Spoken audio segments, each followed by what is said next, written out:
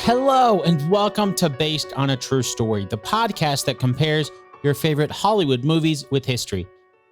Today, we're going to be looking at the 2001 movie Pearl Harbor. Pearl Harbor was directed by Michael Bay and stars Kate Beckinsale, Ben Affleck, and Josh Hartnett in a love triangle set around the events before, during, and after the surprise attack at Pearl Harbor on December 7th, 1941. The next day, the United States entered World War II when they declared war on the Empire of Japan. Oh, and I'll go ahead and spoil some of the fiction right now. That love triangle in the movie, it's not real.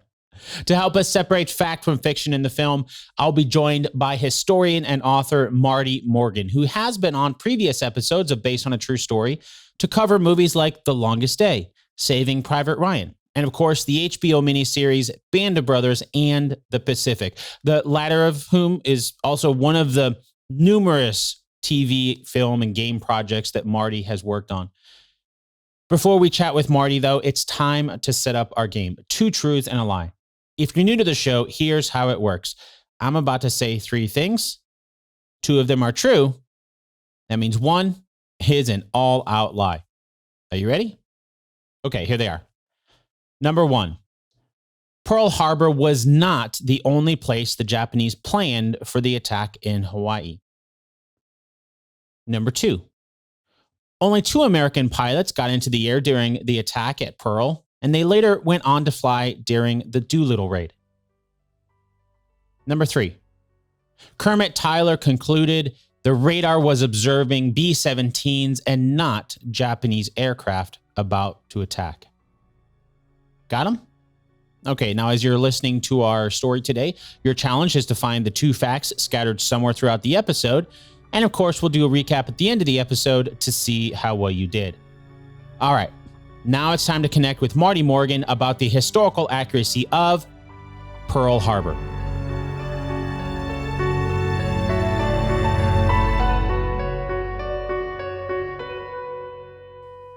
We've covered a lot of World War II movies over the years, but it has been a little while since I've had you on the show. And one thing I've started doing since the last time that we talked is to kick things off with an overall letter grade for historical accuracy. So if we take a step back to look at Pearl Harbor from a historical perspective, what grade would you give it? F minus. F minus. Okay. Final answer. I've had a Z. Oh, I didn't realize that was possible.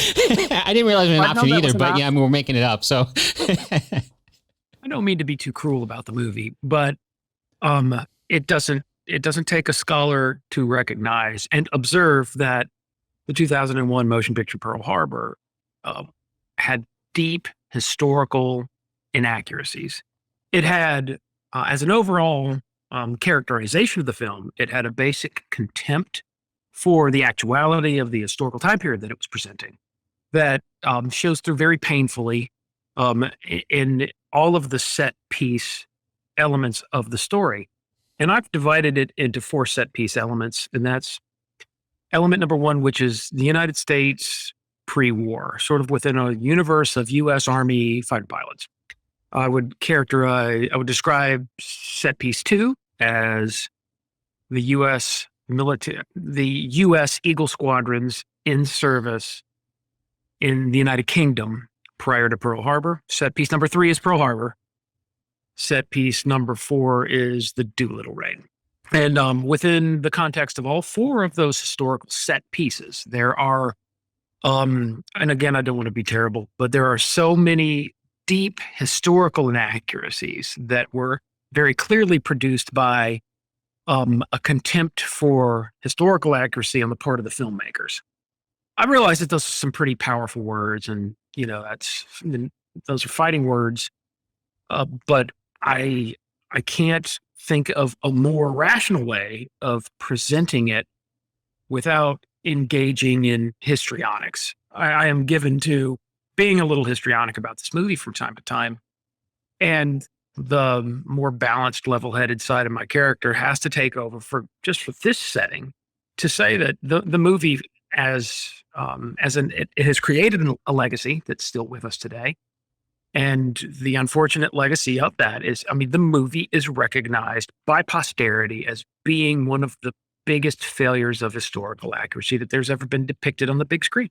That's pretty telling right there.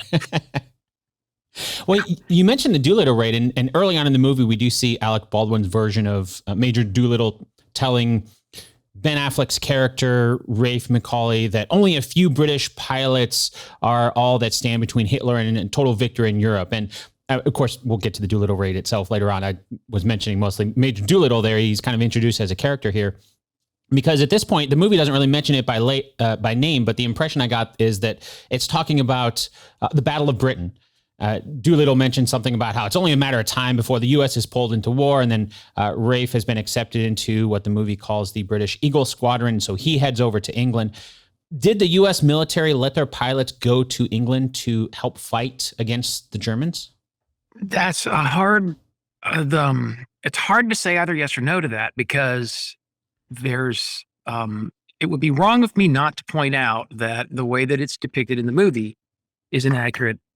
This is the first time I've said this for this podcast, and I'm already bored with myself, and I'm sure you are too, because almost everything that we will bring up to discuss, I will begin as my preamble. I will begin by saying the way that it is depicted in the movie is historically inaccurate, and I don't want those words to become completely meaningless. But this movie confronts us with so many fundamental inaccuracies that I'm going to have to repeat that statement over and over and over again. And so the way that you presented the question was, did the U.S. military allow pilots to serve? And the answer is no, the U.S. military did not. The United States was under intense obligations to remain neutral at a very critical time in that era prior to December 1941, when the president was obviously aware that the United States would ultimately be drawn into the conflict as a combatant power, and that the United States would have to begin preparing.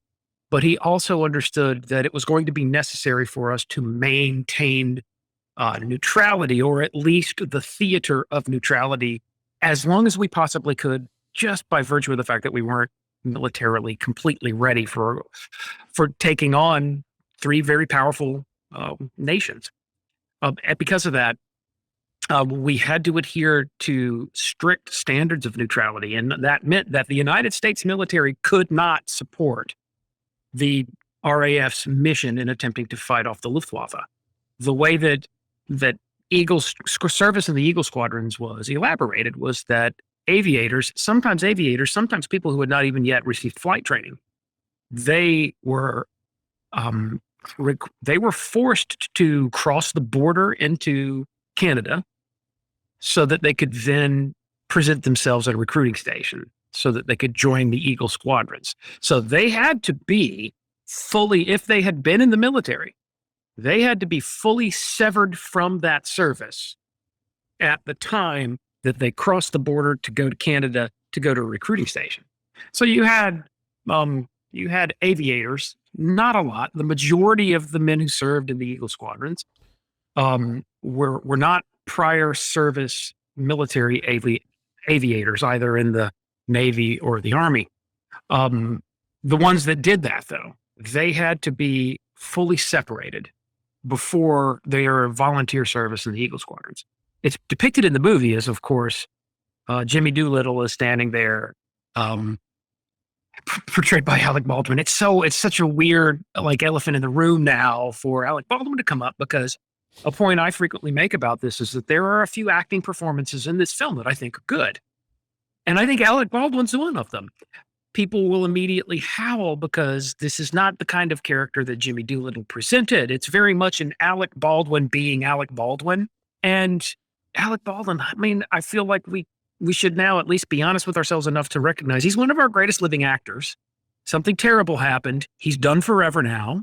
And his performance in this movie is one of the only performances that I found convincing.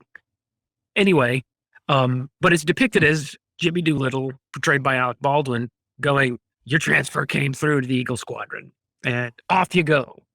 That is not how it worked. The way that it would never have been someone in uniformed service receiving what's presented in the movie as being a transfer assignment or a temporary duty assignment of any kind. That's not how it worked. The United States would have been in a lot of trouble if we had allowed a situation like that to exist. And the era that kind of characterizes the period from the beginning of the Battle of Britain until America's entry in the conflict, that period is characterized by an American military that is walking a very delicate line, an American government that is walking a very delicate line and trying its best not to put so much as a toe over the line of neutrality. The reality, though, is that we frequently did. And in fact, ultimately, President Roosevelt's policy, his declared policy was anything short of war. That's the takeaway quote, short of war. And I often use that as a means of describing his character as being decisive and prescient, because he recognized there's no way we're getting out of this alive. There's no way that we're going to watch war destroy Europe and Asia, and then during which we will sit by and watch as a bystander. He understood that was not going to happen.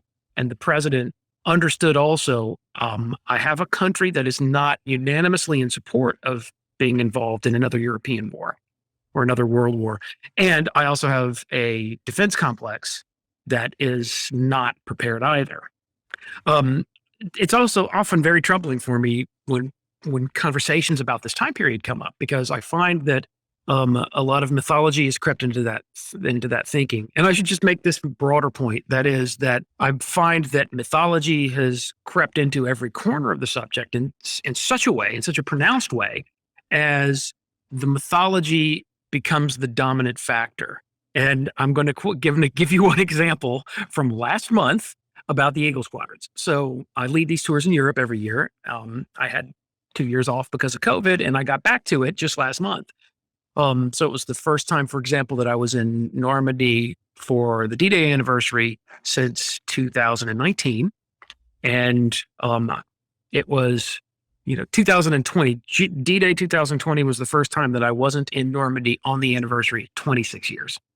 So it sort of felt very different to be homebound and not be in Normandy. It was great to be in Normandy last month for the anniversary. But something interesting happens. The trips that I lead for National Geographic are trips that start in London. And as a part of our London guided experience, I will take people around to sites and locations that were associated with World War II that can be found there. I used to live in London. I went to school in London. And so I'm kind of familiar with all of these sites. And I take people to places like HMS Belfast, the Cabinet War Rooms, the Imperial War Museum.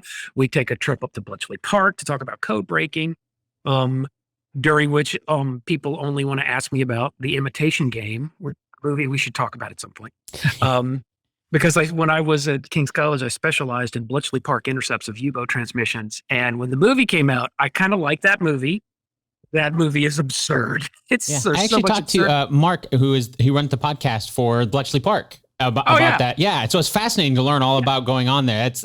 I would love to go to Bletchley. I need to take that tour. Based on what it sounds like. Sorry, I didn't mean to cut you off there. But. No, that's all right. Bletchley's a very special place, and I still like that movie. But that movie, like all movies, is not a documentary. Right. Just as this one is not. But anyway, so last month I was doing the standard tour around London before we crossed the ferry to go to France. And as a part of that, we stopped in Grosvenor Square, which is the site of the old U.S. Embassy. And there are some memorials and monuments there. And in the middle of the park at Grosvenor Square, there is a memorial of the Eagle Squadrons, the three RAF squadrons that were composed of American volunteers. And I tend to go up and give my tour group a little bit of sort of a preamble and a little bit of description about Eagle Squadron stuff. And it begins as a general description of the Battle of Britain and the Blitz. And I found that as the conversation began, I was answering a lot of questions about the movie Pearl Harbor. And I found myself saying, the way that it's depicted in the movie Pearl Harbor is not entirely historically accurate, which is I'm going to spend the rest of my life repeating those words. But I feel like this is on a macro intellectual point, something that should be brought up here and now with you, because of the fact that over the years, over the 2 decades since this movie came out, I have over and over again heard from people that want to trivialize the complaints about historical accuracy and things like that and say, oh, why can't you just relax and enjoy it as a movie and And why can't, just you pinheads and your historical accuracy, why is it that you have to make such a big deal about it? It didn't help at all that, I've been for 15 years now leading tours to Pearl Harbor, and I specialize in the subject. And I have, over my time period in leading tours to Pearl Harbor and dealing with the topic and publishing kind of a lot about the subject, I've encountered a lot of people that worked on that movie. I did not work on that movie. I have encountered lots of people who have. And if that movie comes up and they're present, a motherfucking fight is about to start because they are so over it. I have two people that I encounter in Hawaii every time that if the movie comes up, they sort of start rolling up their sleeves like, all right, let's do this. They get quite combative. They get quite confrontational. And they're, at this stage, unapproachable. They are unwilling to consider any conversations about historical accuracy because I think they have just been broken. Their will has been broken over this movie. And it's because for 20 years now, all they get are people who are casting off the occasional sardonic one-liner about the movie. And they defend the movie. It's fascinating to me to watch it because they'll defend it. Well, movies can't all be perfect. They come up with a standard battery of counter arguments. Movies can't all be perfect. The important thing here is that we got, the word out. This was a blockbuster. A lot of people saw it and it made money for the film industry. And what is the one quote I hear frequently? A rising tide floats all boats. It's this suggestion that the movie Pearl Harbor would create this broader rising tide of positivism about. There's no such thing as bad publicity type thing. Yeah, that's exactly right. Exactly right. And when I was standing there entertaining questions about the movie Pearl Harbor at Grosvenor Square in front of the Eagle Squadron Memorial last month, I remember thinking, this is the powerful argument. The argument that I think needs to be made about movies that make these conscious decisions not to honor historical accuracy. Not all movies will approach historical accuracies. Some do better than others. The ones that don't, when they're bigger and they're more powerful, like this movie or like Saving Private Ryan, what they end up doing is they end up replacing an actual historical narrative with the movie's narrative. It's to the extent that I remember there was an era before this movie came out. And that era from my childhood, I remember very clearly the movie that dominated the conversation was the movie Tora Tora Tora from 1970. Yeah, great movie. And it came out the year after I was born. I grew up kind of with it because I grew up on military bases. They would play this movie every December 7th. And I sat through it many, many times before I was even 10 years old. And what I remember is the way that the discussion moved forward then. And then I remember the way that the discussion moved forward after May of 2001 when the movie Pearl Harbor came out. And what it looks like to me, I remember all of the discussions that were created by Tora Tora Tora prior to 2001. And it was discussions about historical inaccuracies that are in that. So that there are tropes and falsehoods that were released into the wild by Tora Tora Tora that were still around when Pearl Harbor came out. And in fact, there's one that I'm not going to mention everything, but I am going to mention just a couple of things as examples from this movie. The one that I find sort of the most alarming, but also at the same time, an intellectual case study that is definitely worth mentioning. And that is that the Admiral Isoroku Yamamoto character, as depicted in this movie, uses part of a quote from the movie Tora Tora Tora. And the quote is, "I fear that we have awakened a sleeping giant." And the thing that I find troubling about that is that we now know for certain that the more extensive version of that quote that was used in Tora Tora Tora, which was, "I fear that all we have done is awaken a sleeping giant and fill him with a terrible resolve." Those are words that Admiral Yamamoto never spoke or wrote. Those are words that were entirely created by the screenplay writer for Tora Tora Tora. And it fascinates me because this is where the rubber meets the road in terms of the creation of mythologies and folklore. And it's because the quote was created by a screenplay writer for Tora Tora Tora, and then it was cited in the movie Pearl Harbor in 2001. And so it continues on into the future. Further and further. Yeah. And I mean, it's this fission reaction that is occurring of all of what might seem like minor historical inaccuracy questions that will just continue popping and spreading with the passage of time. Another big argument that I frequently get from the people that I know in Hawaii who are quick to defend the movie because they were involved with it. That's the only reason that they're defending it. It's because they were part of it and they're sick and tired of being attacked about it. A standard argument that they're making is that, yes, but people suddenly got interested in Pearl Harbor as a result of this movie. And here we are 20 years later, and I don't believe that I can draw a line of connectivity with that thought. I don't believe that this movie created a new era of enthusiasm for Pearl Harbor. Certainly not comparable to the way that the movie Saving Private Ryan created a new enthusiasm for D-Day. Yeah, no, we've talked about that. Yeah, how that huge impact from the movie because of that. I'm still leading tours to Normandy now after decades after Private Ryan came out, and I'm still talking about Private Ryan. And Private Ryan ain't great when it comes to historical accuracy. I think it's doing more harm than good. This movie is on a different level than Private Ryan on many levels. But the reason I'm bringing up the point is to say that Private Ryan, for whatever reason, it resonated with a specific audience. And that specific audience was primarily younger men.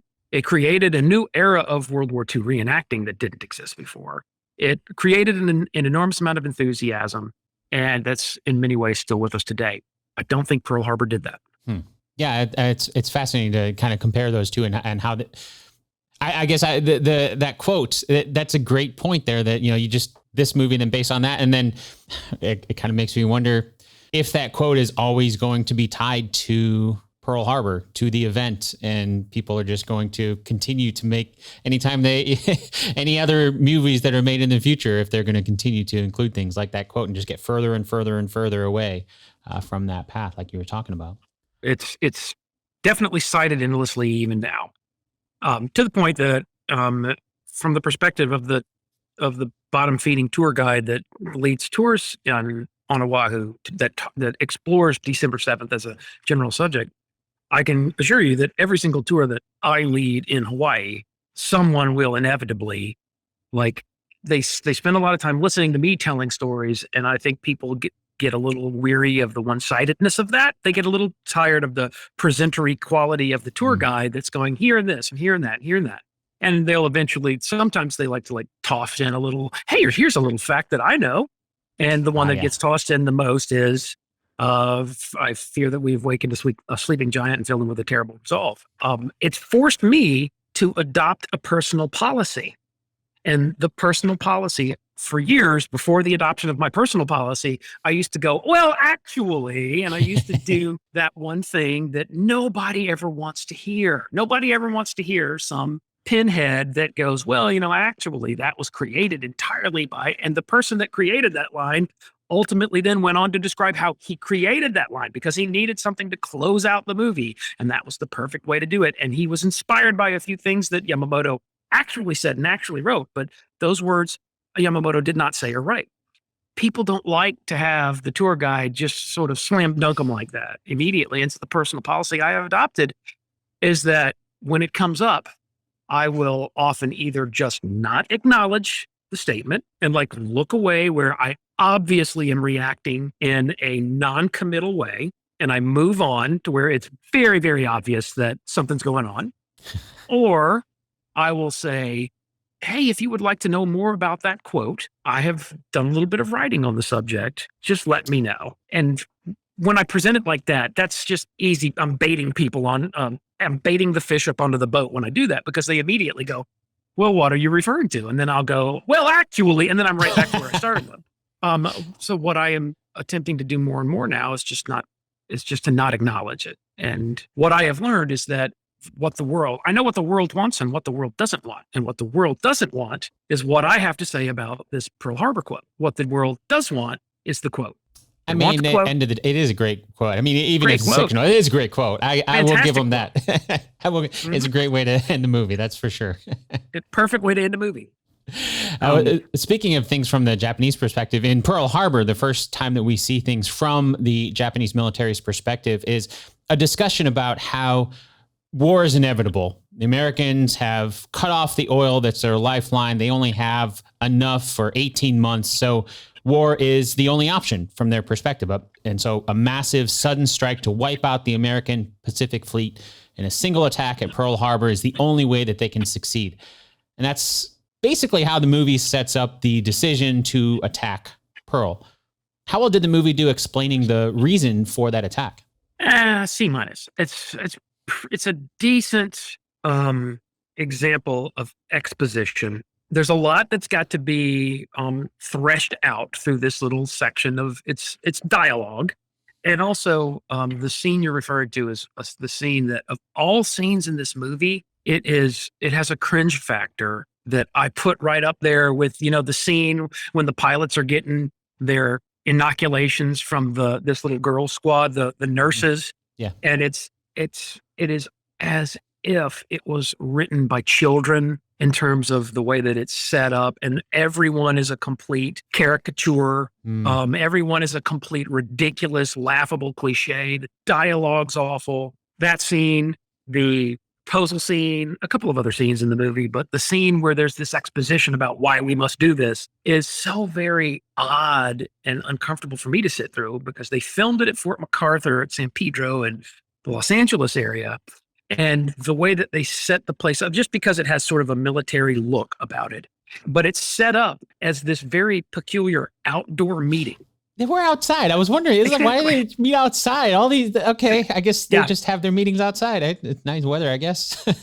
Right. And it strikes me as even stranger because it's depicting Yamamoto as the commanding officer of the Japanese Combined Fleet. And it's created in a very expositional, like, we must do this because, and my first thought is like, why is he trying to talk his staff into it? He didn't have to talk his staff into this. It seems to me that the entire concept of this scene, which comes across very comic book, much of what's going on here comes across as very comic book in terms of its cliched settings where every possible piece of set dressing that could be crammed into a camera shot is crammed into a camera shot, where everything is a cliche. Everything is over the top. There can't be a moment of dialogue where the camera's not in motion. It's like the independent film buff's worst nightmare. Because I'd love to know how French people react to this, because French people are notorious for like having movies that are set at a dinner party where everyone sits around and talks about their feelings. And that's the entire movie. And I'm not ridiculing that. I am saying though, that they're depending more and more on dazzle and stunt within each shot. There's a point in the Eagle Squadron scenes where it's the Ben Affleck character and then the wing commander or group commander, they're walking together and they cut to a cutaway shot of an unnamed character who has one line of dialogue. And his line of dialogue was something to the effect of, 5 didn't come back. And as they do it, the camera angle has a sweep to it. And as it's sweeping around him, 3 Spitfires are flying overhead perfectly through the shot, perfectly framed through the shot. So that there can't even be a line of establishing dialogue from an unnamed character without it looking like a Faith Hill video. And that's what's going on with this peculiar outdoor meeting, which I'm still sort of not understanding who's supposed to be in this meeting. Is it supposed to be Yamamoto and the Naval General Staff is it Naval General Staff or is it the Combined Fleet and its staff? It's certainly not an Imperial Cabinet meeting with the Emperor and his civilian and military staff, which is where it seems like conversations like this would have been playing out. You would think it would be involved in the decision to start a war. Yeah. Rather than a naval commander talking to all of his subordinates, which is what it comes across as. And I get it. I should at this point, just mention that there are some problems in the movie that I shouldn't even mention because they had no choice. There are a lot of these they had no choice type moments. Like there are lots of shots where you have Spitfires that aren't their correct model. They had no choice. You're going to take what Spitfires are still flying. It might not be the right model Spitfire, but that's what it is. There are shots where you can see the angled flight deck of aircraft carriers from the 1960s during the jet age. I don't even want to mention stuff like that because they had no choice. There are shots where you see it's a modern aircraft carrier and they're flying off it. They had no choice. The USS Enterprise continues to no longer exist. just as does USS Yorktown and USS Hornet. They had no choice. There are times where the historical accuracy matters are matters where the filmmaker had no choice. He had to use a late war Spitfire because that's what was available. He had to use an aircraft carrier from the 1960s because that was available. However, there are areas where the filmmaker had choices to make. And what I find is that this movie is notorious for the filmmakers being guided mainly by interests in creating a comic book, and certainly not being guided by interests in creating a movie that at least even acknowledged the historical time period, because the movie shows such deep and complete contempt for historical accuracy that there are moments where I have to wonder what it was like to work on the film. I didn't work on the film. I've worked on projects like this, and I have been in settings, even quite recently, where I'm dealing with people that have a direct contempt for the historical accuracy, where they'll hire somebody to be the historical advisor. And what quickly develops is an hostility between the people who feel like, I've got a job to do, I've got a movie I have to make, and you, as the historical advisor, you are interfering with our progress toward the completion of this project. I've seen that happen many, many times, and I've been on the wrong side of that many times. And it's pretty clear that that's what happened here, when at the top of the pyramid, where, inhabited by Michael Bay, there was a decision to, like, I think, lean into the people that he was more used to working with, which is why this looks more like an action movie than anything. Strangely, it's a movie that doesn't know what it wants to look like. Is it this piece of historical fiction, or is it like a docudrama, or is it an action film, or is it the creepiest three-way love triangle that has ever existed? Yes to all. It's yes to all of the above. Yes. Well, I mean, if that obviously that wasn't how the Japanese decided to attack Pearl Harbor, can you set up some historical context around, like, the actual reasons why the decision to attack Pearl happened? Yeah, the Japanese were engaged in a kinetic ground combat maneuver war in China. It was tying up national resources to a significant level. The United States, as well as other world powers, were protesting against the continuing Japanese war in China. And our protests ultimately, after 1940, came in the form of a series of embargoes.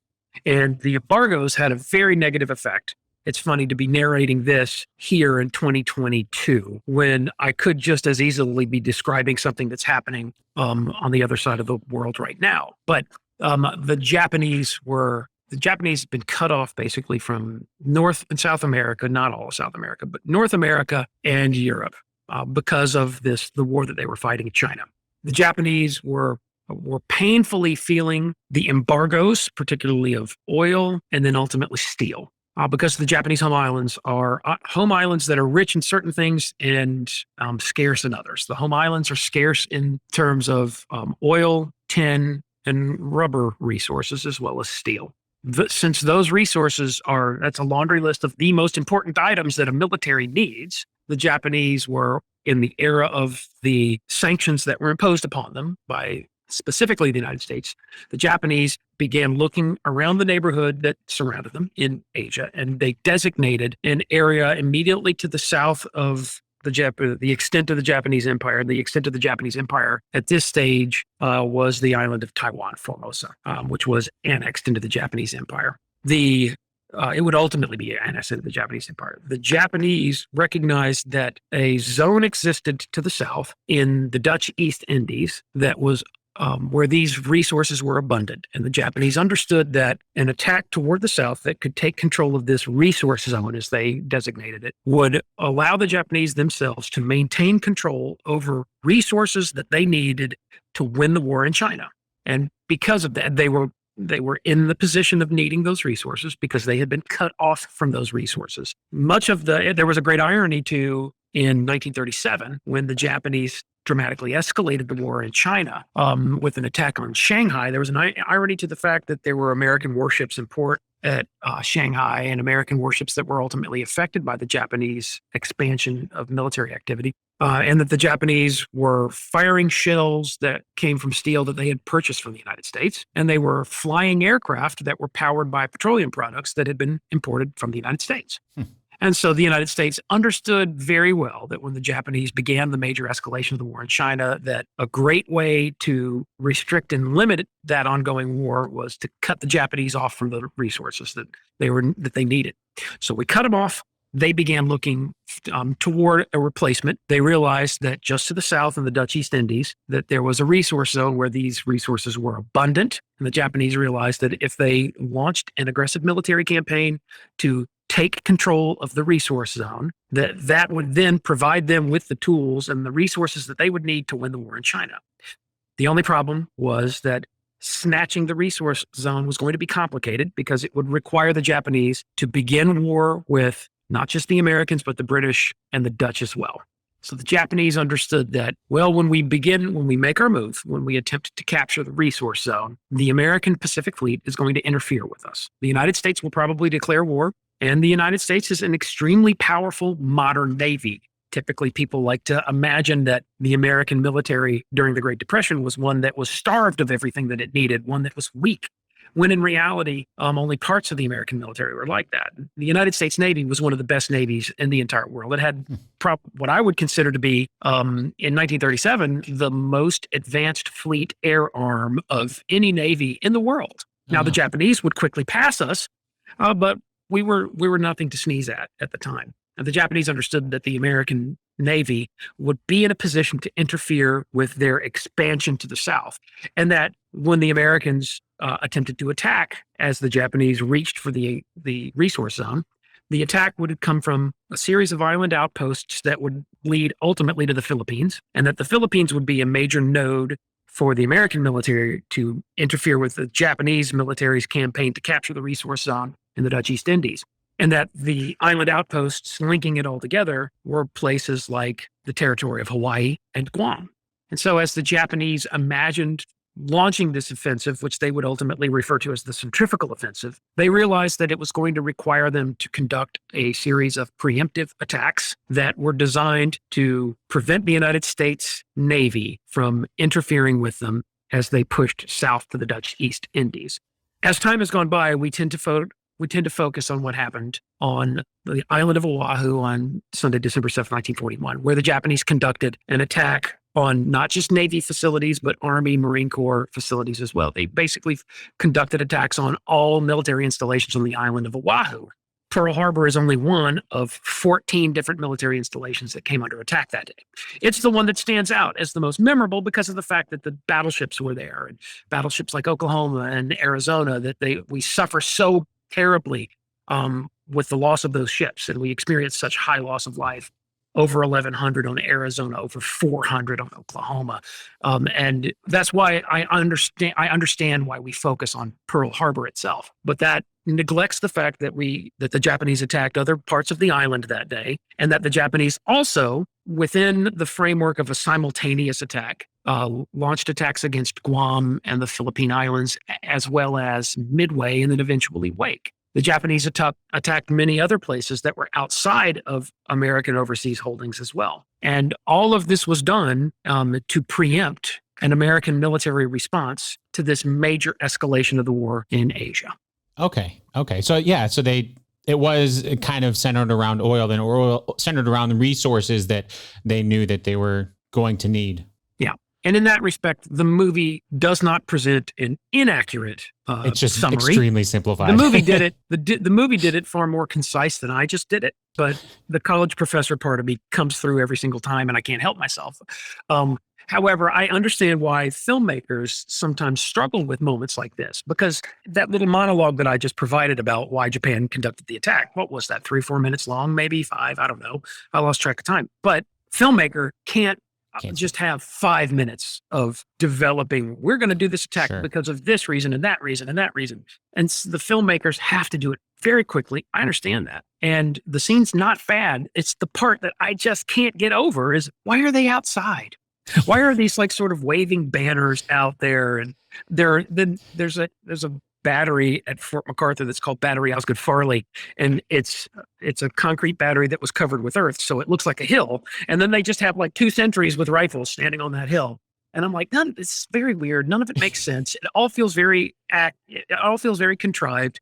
And I could almost just picture the way that it happened because I've had to deal with this myself. And that is that somebody in set design or the cinematography people, they look at a shot and they go, there's not enough going on here. We have to have texture. We have to have something interesting to look at. And they tend to answer those questions as quickly and easily as they can, or they tend to respond to those challenges as quickly and easily as they possibly can. And what they tend to do is just sprinkle a bunch of stuff in the background. This movie is really bad for that. This movie is really bad for a cinematographer who has a bit of a reputation for spectacle. And this movie is very reflective of the filmmaker's background in that way, because it's just shot after shot where you just kind of have stuff sprinkled into it, even when it doesn't really make sense. And I think the frustration that I am dealing with here more than anything is this frustration of, with the passage of time, we're moving farther and farther away. We're drifting away from sort of an real and honest, undistorted vision of what happened that day. We're drifting away from that because of the way I tend to have the empiricist's view of the way that intellectual knowledge is accumulated with the passage of time.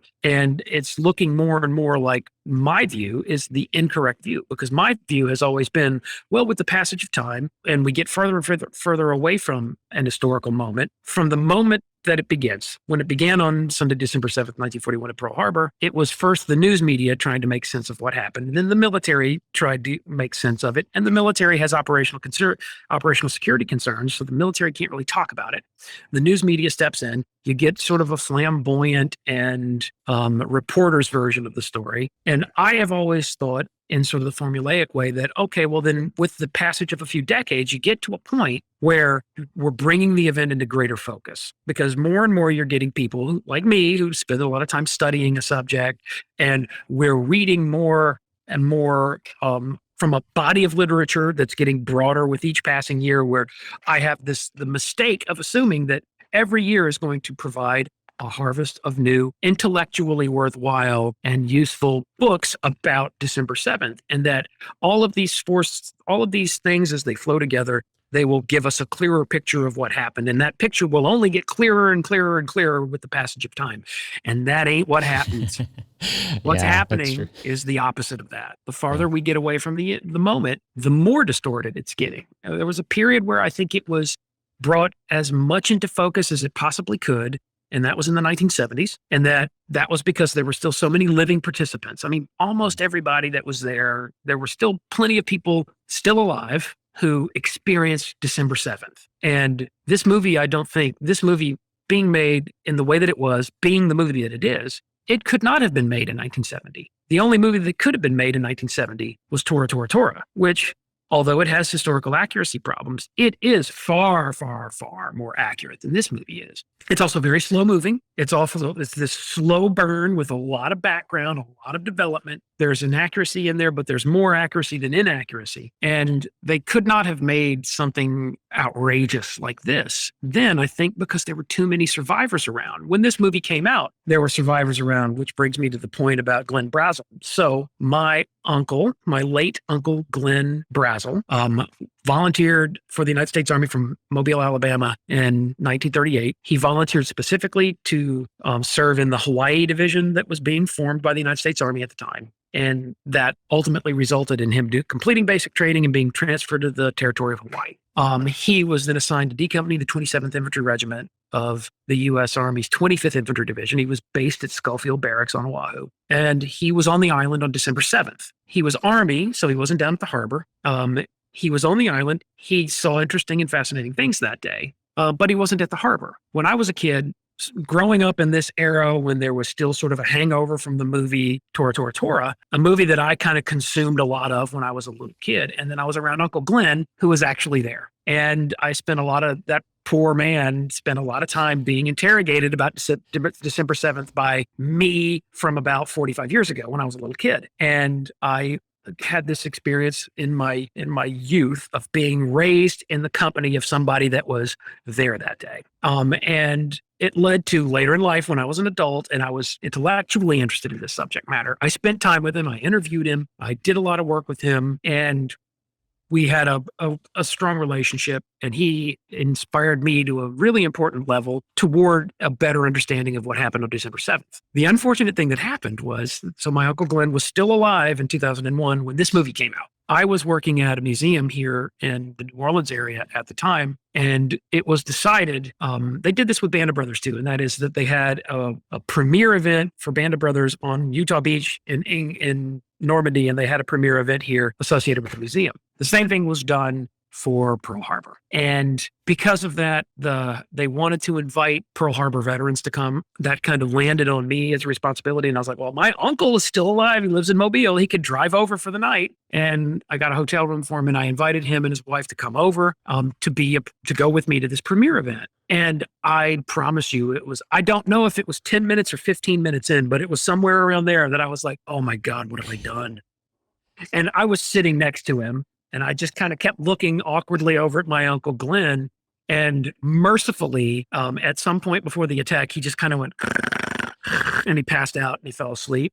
And I was like, I feel like this is for the best. And I just kind of let him sleep. But then the attack began, and it kind of woke him up, and he watched it. And it was weird after to take him back to the hotel and chat a little bit about the movie because it confused him a lot. And I can only imagine how much confusing it must have been, because he was a member of the Pearl Harbor Veterans Association. He had gone to premiere events like that 30 years earlier, and when Tora Tora Tora came out. And he was at a stage in his life where I think he just looked at the youthful world, and he was like, I just don't understand. I don't get it. And the movie just didn't resonate with him.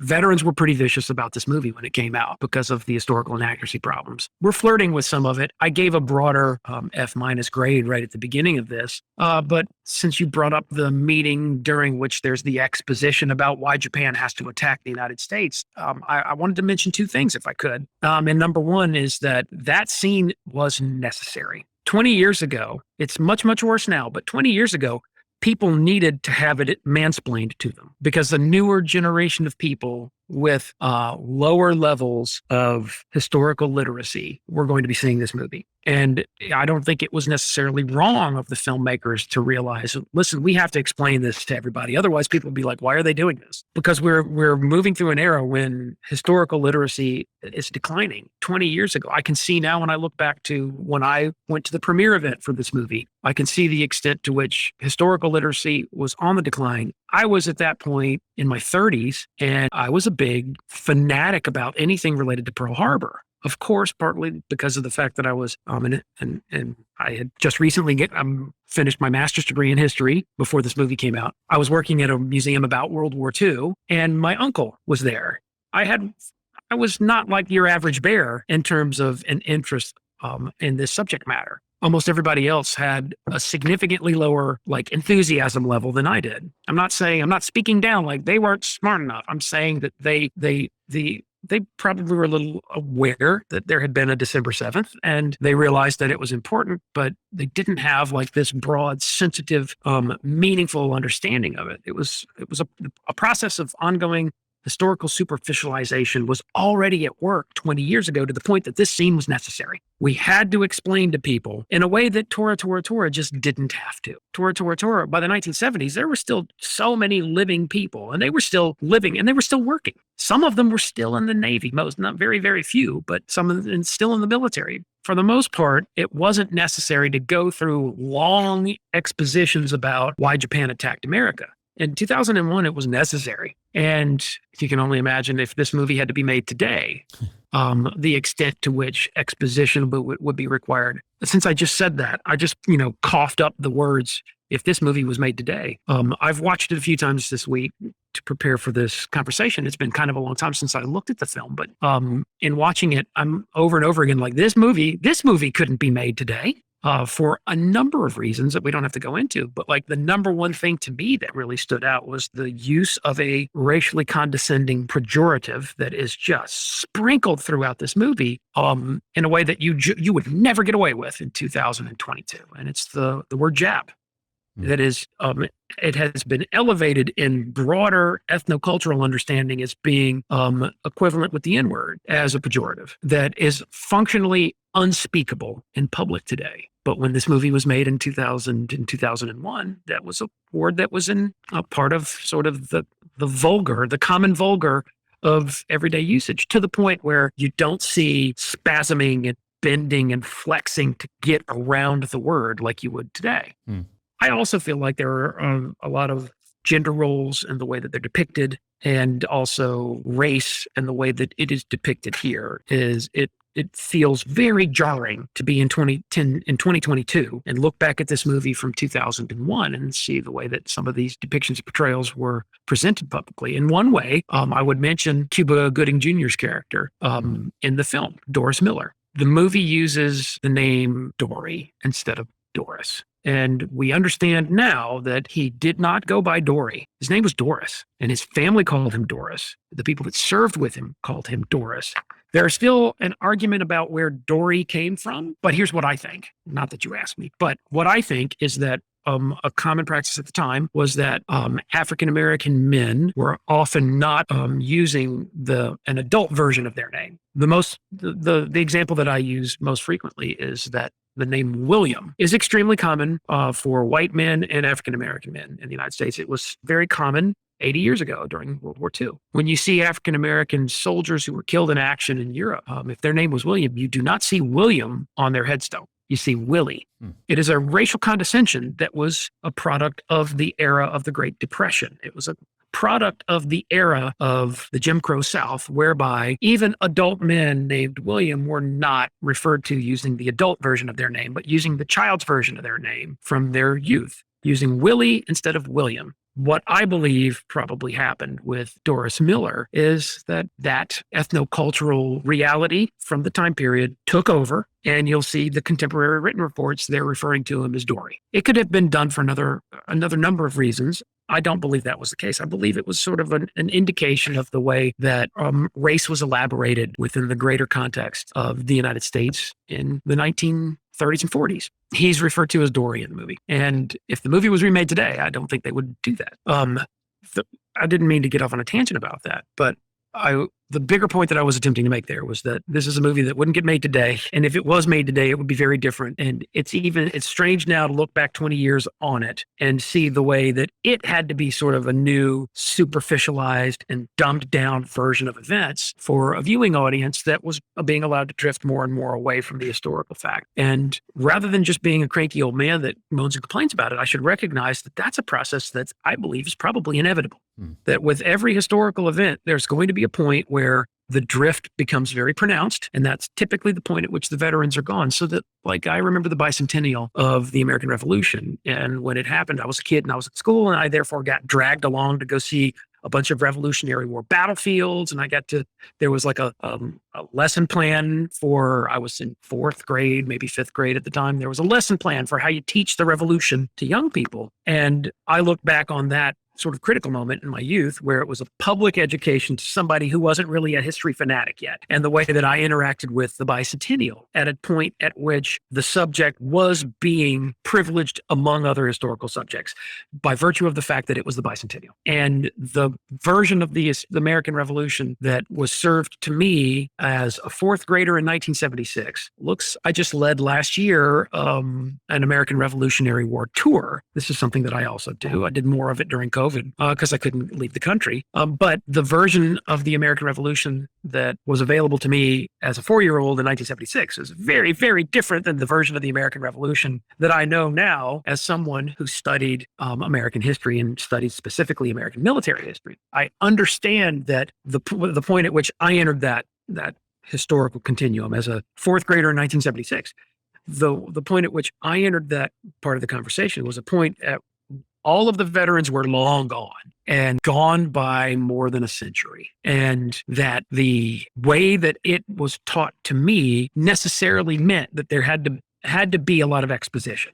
There had to be a lot of it description of like, well, here's why the United States decided. Here's why Lexington and Concord had to happen. Here's the Tea Party. You have to understand the Tea Party, and that this process of establishing context for people who have drifted away from a subject, that's inevitable. That's going to happen. Makes sense. It happens with this movie, and it's weird for me to be old enough to have grown up very, very familiar with Tora, and then Pearl Harbor 2001 happened. It's so weird to have that perspective because it felt very much like a comic book version of December 7th that was being presented for people who didn't have a life like mine, growing up interested in the subject because of a family member and because of the movie Tora, and because of I was born on a military post and I was raised within the cultural context of the United States Army because my father was an Army officer and I was around the military. And I know that for a fact that the first time I saw Tora was on December 7th. And I think it was in 1975.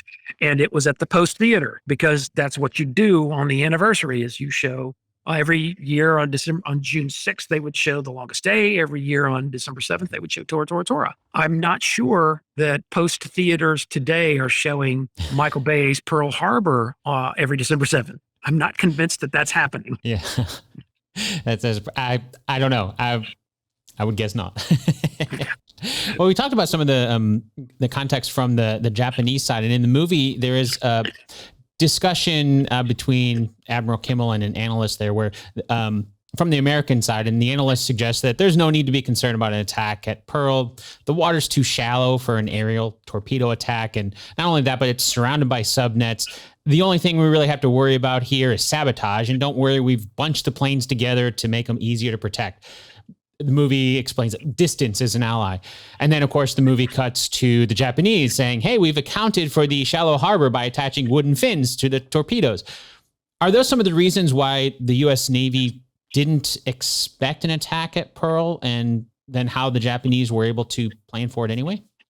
Those were some of the reasons. And I'm glad you brought up the subject of the tail fins, because that's something that I wanted to moan about. And that's simply because of the fact that in the film, in this awkward outdoor setting, they have 3 Type 91 torpedoes lined up on these rolling carts as a part of this outdoor briefing and Admiral, we have prepared these this new apparatus to mount on the back of our torpedoes. And they show the tail structure of Type 91 aerial torpedo. And then they show them snap the wooden fins into place. Yep. Yeah, they show it and it's saying, hey, it's bouncing off of the fact that a moment before you heard Americans go, they can't do it here. The harbor is 40 feet deep. You can't use an aerial torpedo in a shallow harbor. And then you cut to the Japanese have come up with a way to overcome that challenge. And the interesting thing to me is that then they have that exposition about the breakaway fins on the torpedo. And then when you get to the actual attack happening, there's like a perspective, a point of view perspective where your position is you're behind the torpedo slung underneath the B5N, not a B5, a B5N1, B5N2 Kate torpedo bomber. The torpedo is then released, and your perspective is you follow it all the way down to the water. It splashes into the water, and then with props turning, it zips off toward USS Oklahoma. And what it depicts is that wooden tail frame assembly in place. And when the torpedo splashes into the water, the wooden tail frame assembly remains in place on the torpedo all the way to the target. And when I see that, I'm like, you're defeating the point. You actually know better. That was a breakaway retarding device that was intended so that as the weapon fell from beneath the aircraft and it fell down through the airflow, what the Japanese were attempting to overcome was when the weapon struck the water, because it was heavy. I mean, that's a 21-inch diameter torpedo that weighed over 3,000 pounds that had 200 miles an hour forward momentum. So there's a lot of kinetic energy that's associated with the moment that the weapon enters the water. And what the wooden box frame on the tail assembly was intended to do was to prevent the torpedo from diving deep, then correcting itself. Because a problem that they were having was that when the torpedo was first developed, they were designed to be used against ships in the open sea, where you don't have to worry about how deep it dives in a torpedo attack. But when suddenly your target is in a harbor that's shallow, you do have to concern yourself with how deep the weapon dives before it corrects itself, because it would dive deep and then correct itself. So it's running just a few feet below the surface of the water. There were times that, depending on a combination of factors, depending on the altitude of the aircraft, the forward airspeed of the aircraft, and the water conditions, you could get, when the torpedo entered the water, the torpedo might dive 30 feet and then correct itself, but it might dive 100 feet before it's able to overcome the momentum of entering the water and then moving back up to the gyroscopically stabilized firing solution that will take it to its target. And so the Japanese conducted extensive experimentation with a breakaway tail fin assembly that they found provided enough reliability to get them through that attack. And just for the record, that system, its success rate on December 7th is around 50%. Oh. So it was sort of successful, but not overwhelmingly successful. There's one of the greatest artifacts on display when you visit the visitor center before you go out to the USS Arizona Memorial. There's a museum exhibit that's a part of the visitor center, and they display a Type 91 aerial torpedo that had apparently been directed against USS California. But when it hit the water, it dove too deep. I believe that what was happening was that the way that the wooden tail frame assembly was mounted to the back of the weapon is it wasn't mounted hard enough. So it broke away too easily, and therefore the tail assembly didn't provide enough resistance right at the critical moment as the torpedo slipping into the water. And the result was the tail assembly broke away, but the torpedo dove too deep. It went underneath the ship entirely and then went and embedded itself in this mud bank on Ford Island. And there it sat until 1992, when there was an attempt to do some dredging, and a dredging like bucket loader dropped down and pulled up a live Type 91 torpedo. Uh-oh is right, because that's over 700 pound of Torpex, and Torpex remains just as dangerous 60 years later as it is on the day that it's released. So what they're depicting in the movie, I wanted to sort of pull this example apart, which is why I'm so glad you asked the question about the tail fin assembly thing, because what it's revealing to you is that within the filmmaking universe for this movie, there were silos where they had military advisors that worked on this film. I was not one of them, but I know several of the people that worked on this film, and they're smart people. They're smart people that would have and did advise these filmmakers against these terrible historical inaccuracies. But the filmmaker would do what all filmmakers eventually do, and that is like, we got to make a movie. We got to get it done. We have a deadline. There are literally millions of dollars on the line. I think the budget on this film was $140 million. That's an enormous amount of money. And I can imagine the pressure that the filmmaker must endure to get that, to give birth to that. And that doesn't make me feel better about the fact that this movie remains noteworthy only for how bad it was and how much contempt that it showed toward historical accuracy. So you had silos within the filmmaking to where there's a piece of exposition in the movie where they are explaining the breakaway tail fin assembly that makes it possible to use torpedoes in a shallow harbor. And then when it went to the animator who digitally animated the torpedo, that animator didn't know, oh, you mean that wooden part breaks away? Oh, he didn't know. I'm sure whoever did that sometime shortly after the movie released and everyone began howling endlessly. That poor guy was probably, or girl, that poor person was probably like, I didn't know, because the way that these experts, these very, very skilled people move from one project to the next is that they'll get a project, they'll work on it for maybe a year, maybe less than a year. They'll get the project. That doesn't mean that they're immediately going to consume every book that has ever been written on this subject. And what I am finding, the way that this is elaborated here within the contemporary era, is that doesn't even mean that these highly skilled technicians are even going to look at the Wikipedia page. What they're probably going to just do is go forward with whatever requires the least amount of effort. And so that's why we have the awkwardness of this movie, which in this one detail tried to do the right thing by explaining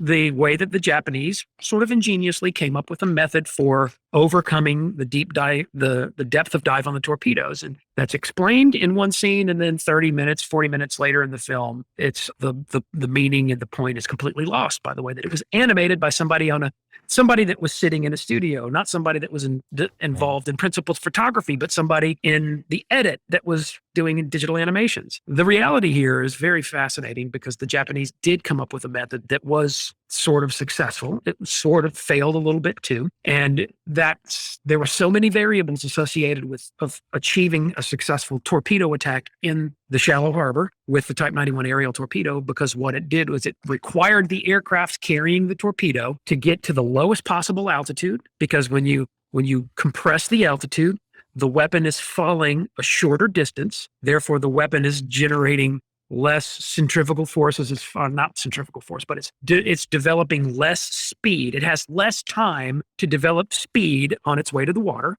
And that meant that the air crews knew we have to get really low because we're delivering this sort of delicate package. When it hits the water, the tail fin assembly, hopefully the weapon would hit the water at a correct low altitude at a correct speed, because it also required that the aircraft had to slow down. The faster you're going, even if you're at the correct optimal altitude and it's low, if you're going too fast, the weapon's going to be carrying even more momentum when it hits the water. Right. And that means it's going to dive deeper.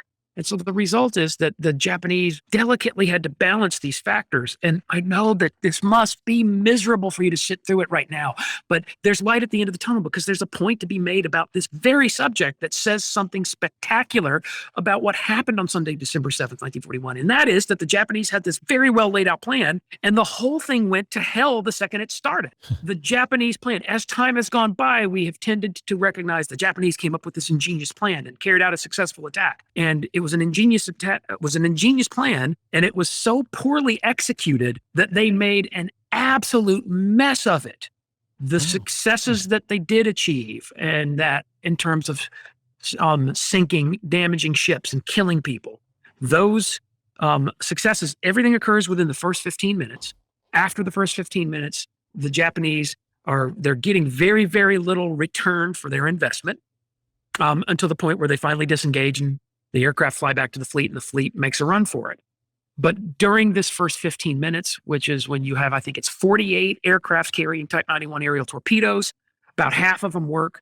The ones that connect, my God, they put on a show, because look what happened to USS Oklahoma. Look what happened to USS California. They connect, and enough of them connect for it to make sense. But an important point that I want to make here is that the reason that there is such a high failure rate is because as the Japanese, 183 aircraft on the first wave, as they intrude into the airspace to attack the primary target, they were attacking all these other military targets on Oahu, but the primary target was, let's face it was Pearl Harbor, Navy base Pearl Harbor. And as they piled in to attack the Navy base, they experienced massive problems with what the military today, air power today, calls deconfliction. Meaning that they had very carefully laid out that the torpedo aircraft will circle all the way around the western side or the leeward side of the island. They'll come back around Barbers Point. They'll come back partly over the far western outskirts of Honolulu itself, as they then get into position to approach Ford Island to attack the battleships. And then dive bombers will cut across the mountain range here to attack Wheeler Army Airfield. And this will all be done in such a coordinated way as everything happens all over the island all at once. What the Japanese ended up doing, though, was making a big mess of all of that.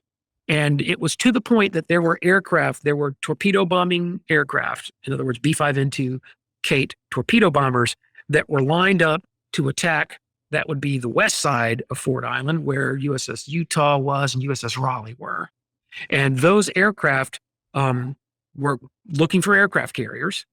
They saw USS Utah, which was at the time a target ship, and it had big wooden planks laid out on its deck, and some aircraft mistook it for being an aircraft carrier.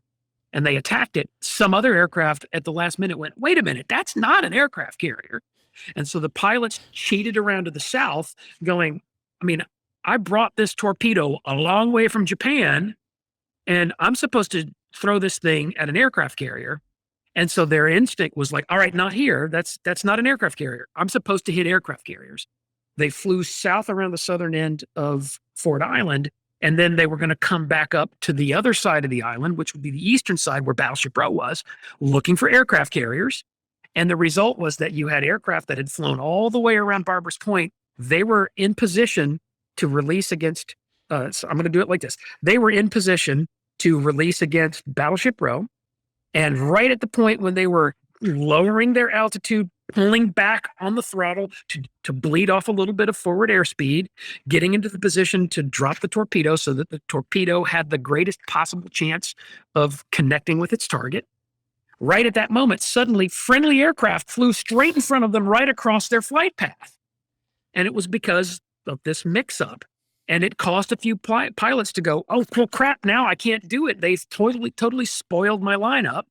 It caused aircraft to disengage.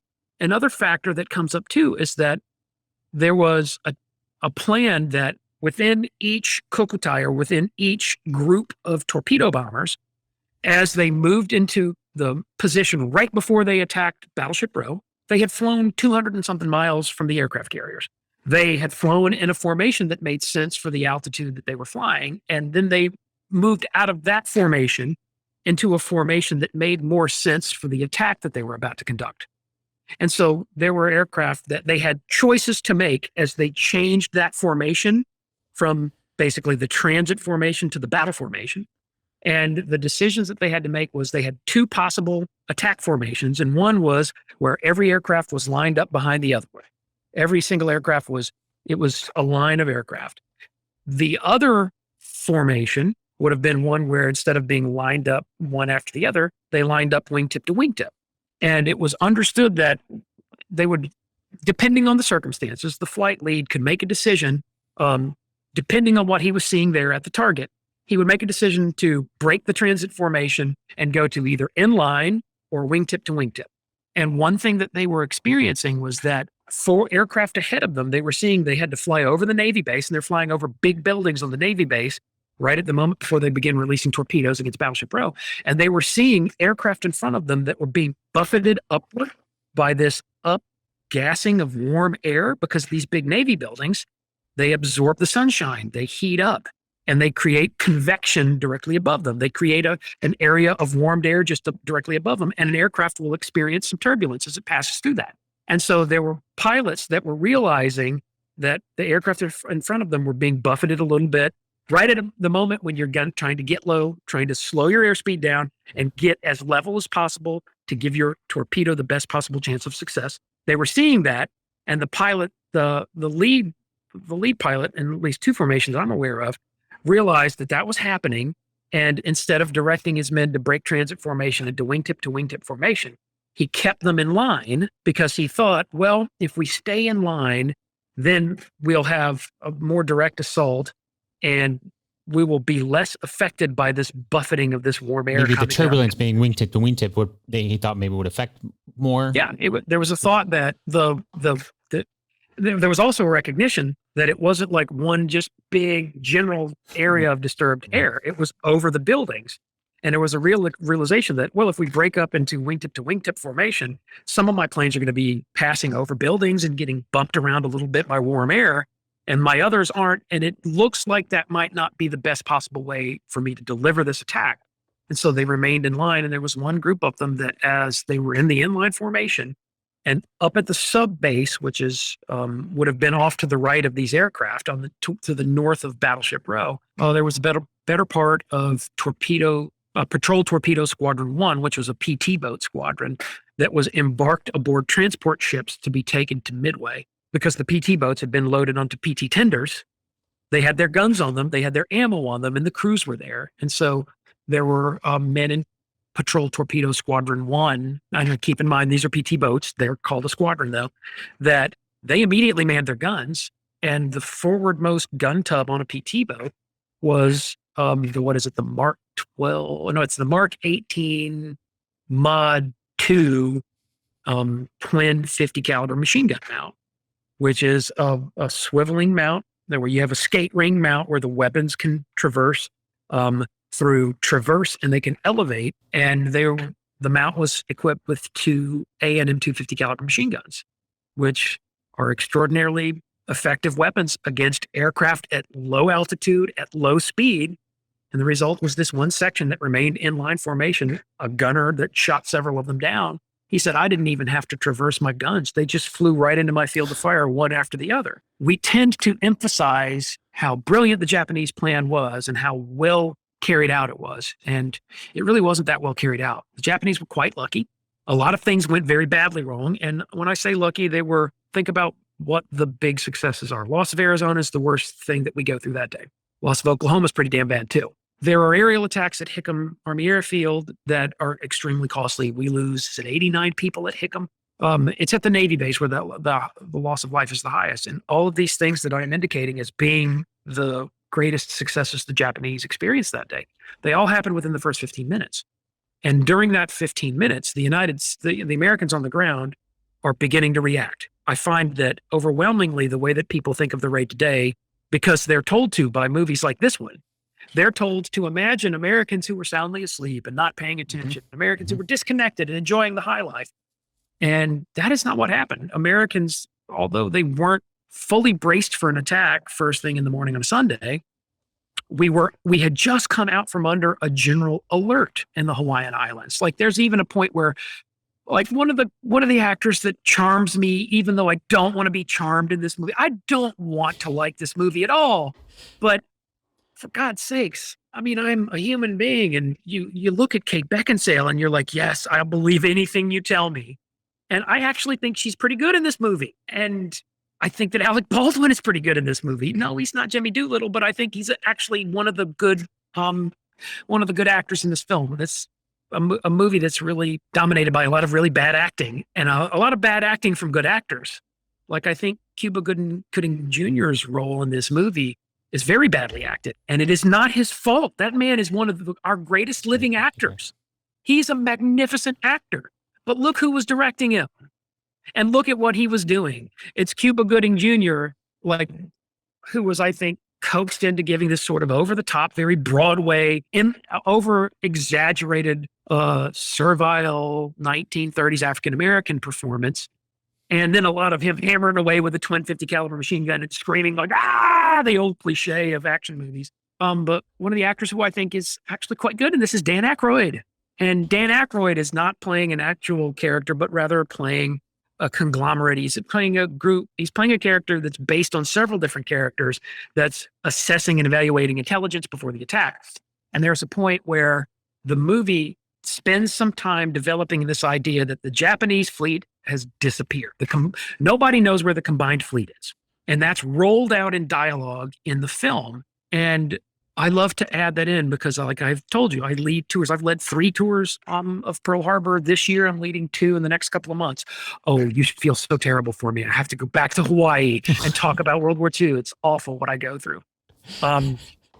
But when this comes up, I love to point out that all military forces on Oahu had gone under a full alert on November 20th. That full alert lasted until December 4th.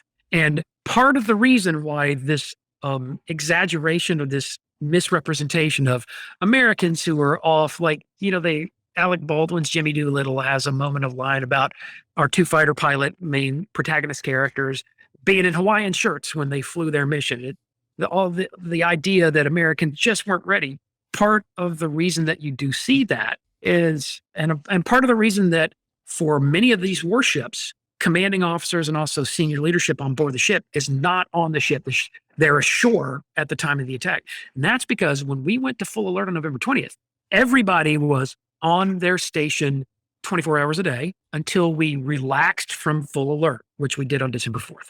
So that literally the night of Saturday, December 6th, 1941, that was the first Saturday night that anybody had had in weeks to go do something fun, to get off post or to get off the ship, to go do something enjoyable, like go play a card game that the actual 2 fighter pilots that the 2 protagonist characters in this movie are based on, Taylor and Welch, the 2 of them had been cooped up at this temporary airfield that was a remote airfield on the North Shore during the entire general alert. And they're finally allowed to go back to Wheeler Army Airfield to the BOQ. They're allowed, hey, you got Saturday night off. And it's unsurprising that they were like, well, we're going to go down to Waikiki. We're going to go to the Royal Hawaii. We're going to put on our dress uniforms. We're going to have a night on the town because we haven't been able to enjoy that for a long time now.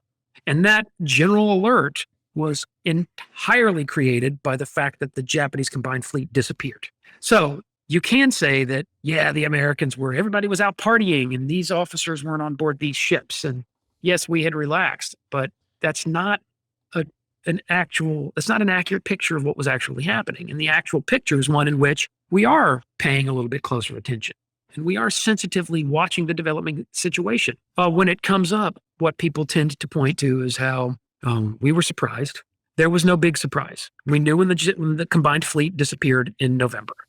We knew that it was out there. We knew that it was probably going to do something. We knew that the ambassador and the special assistant that was assigned to him, Caruso and Nomura, we knew that something was up with them, that intelligence was pouring in, that coded messages were pouring in to the Japanese embassy in Washington, D.C.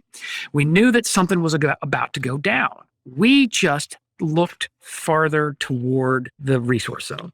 A lot of very smart people looked at this situation and thought, probably going to be an attack on the Philippines, or it might be, if the Japanese really get outrageous about it, it might be Guam. If you could indicate any shortcoming on our part, it would be the shortcoming of us not imagining something as possible, and that something is something that had never happened in human history. Just for the record, the Japanese, of course, of the flotilla that carries out the December 7th attack is based on 6 aircraft carriers. And they maneuvered as one battle element in one formation. They crossed the North Pacific under total radio silence and carried out their attack. And at no time since then have 6 aircraft carriers maneuvered as a part of one maneuvering body on the surface of the ocean.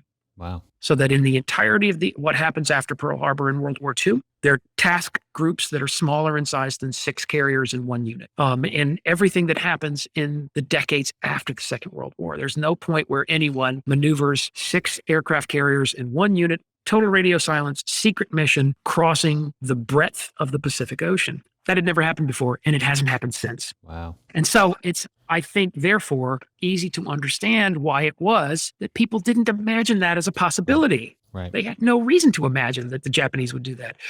If it was me, if I was alive then, I would think, yeah, they're going to hit the Philippines, which of course they did on December 7th. I mean, there's an international date line between Hawaii and the Philippines. So when you read written accounts, it will say that they attacked it in the afternoon on December 8th. Well, that's almost simultaneous. Then there were attacks on Guam that were almost simultaneous, and that was in addition to all these other attacks. What if there was one failure? It was the failure to think big, to think that what if the Japanese, and we were pretty well aware of the fact that they're probably going to hit the Philippines. They might hit Guam. The one thing that nobody apparently stopped to think about was like, what if they hit everything all at once? Yeah. What if they hit almost every single one of our island outposts in the Pacific all at one time? We didn't imagine that being possible because that had never been done before. And there was also some confidence over things like the harbor's too shallow. There was some confidence over things like, oh, they'll never come this far across the Pacific to hit Hawaii. Hawaii's too far away. And in many respects, Hawaii was sort of far away. I'm not using this as a means of excusing the fact that they did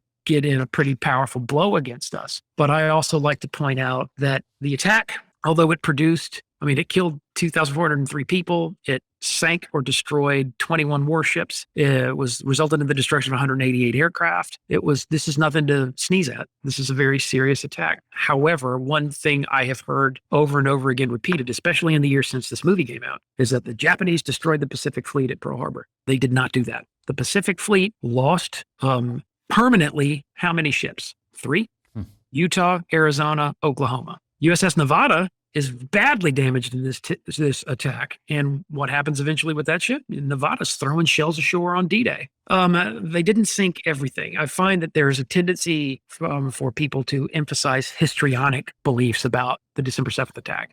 They didn't destroy everything. And in fact, in recent years, since the movie came out, something that comes up all the time that I have to sort of provide an answer for. And that is like, well, the Japanese were foolish because they didn't attack the fuel farm. And my argument to that is like, they only had 352 single engine aircraft and they had to run as fast as they could to get the hell away from Hawaii, because on Hawaii, there were a lot more angry aircraft and ships than they had. And so they had to get in, get it done, and get out as fast as they possibly could. And you can't hit everything with 352 single engine aircraft. You have to pick your targets carefully. Mm-hmm. And they made the right decisions, I think, in terms of picking their targets carefully. And that was number one aircraft carriers. And in their absence, number two, battleships. And then maybe some shoreside facilities. Another thing that really gets under my skin is people will frequently say, well, the Japanese didn't attack their repair facilities. Nonsense. The Japanese attacked several repair facilities. There's the famous photograph that depicts the destroyer USS Shaw exploding, and USS Shaw was in a floating dry dock that came under Japanese attack. There are famous photographs that show USS Pennsylvania, USS Cassin, and USS Downs in a flooded dry dock area. And the area was flooded because the Japanese kept dropping bombs on those ships in the dry dock, and they finally flooded it to contain the fires on those ships. Huh. The Japanese did carry out shoreside attacks on repair facilities. They didn't go after the fuel farm, and that's because I think they had they had a target-rich environment that they were trying to deal with. Yeah. And that target-rich environment was Pearl Harbor, and there were lots of ships there, and nearby Hickam Army Airfield with lots of airplanes. And so they went after those targets. Of all the targets, those are the ones you're going to go to first. Well, it's interesting you mentioned Dan Aykroyd's character, because the movie does mention, fictional character, Captain Thurman in the film, but he does throw out something about how the fleet's probably headed towards Philippines or Southeast Asia. I think Nimitz says something like, show me some evidence. And he's like, well, it's what I would do. It kind of gives that oversimplified line, but it's interesting that the filmmakers did at least throw a nod to that, at least that was a possibility that they were thinking about, that there was an attack that's probably coming, but just really not thinking that it was probably Pearl.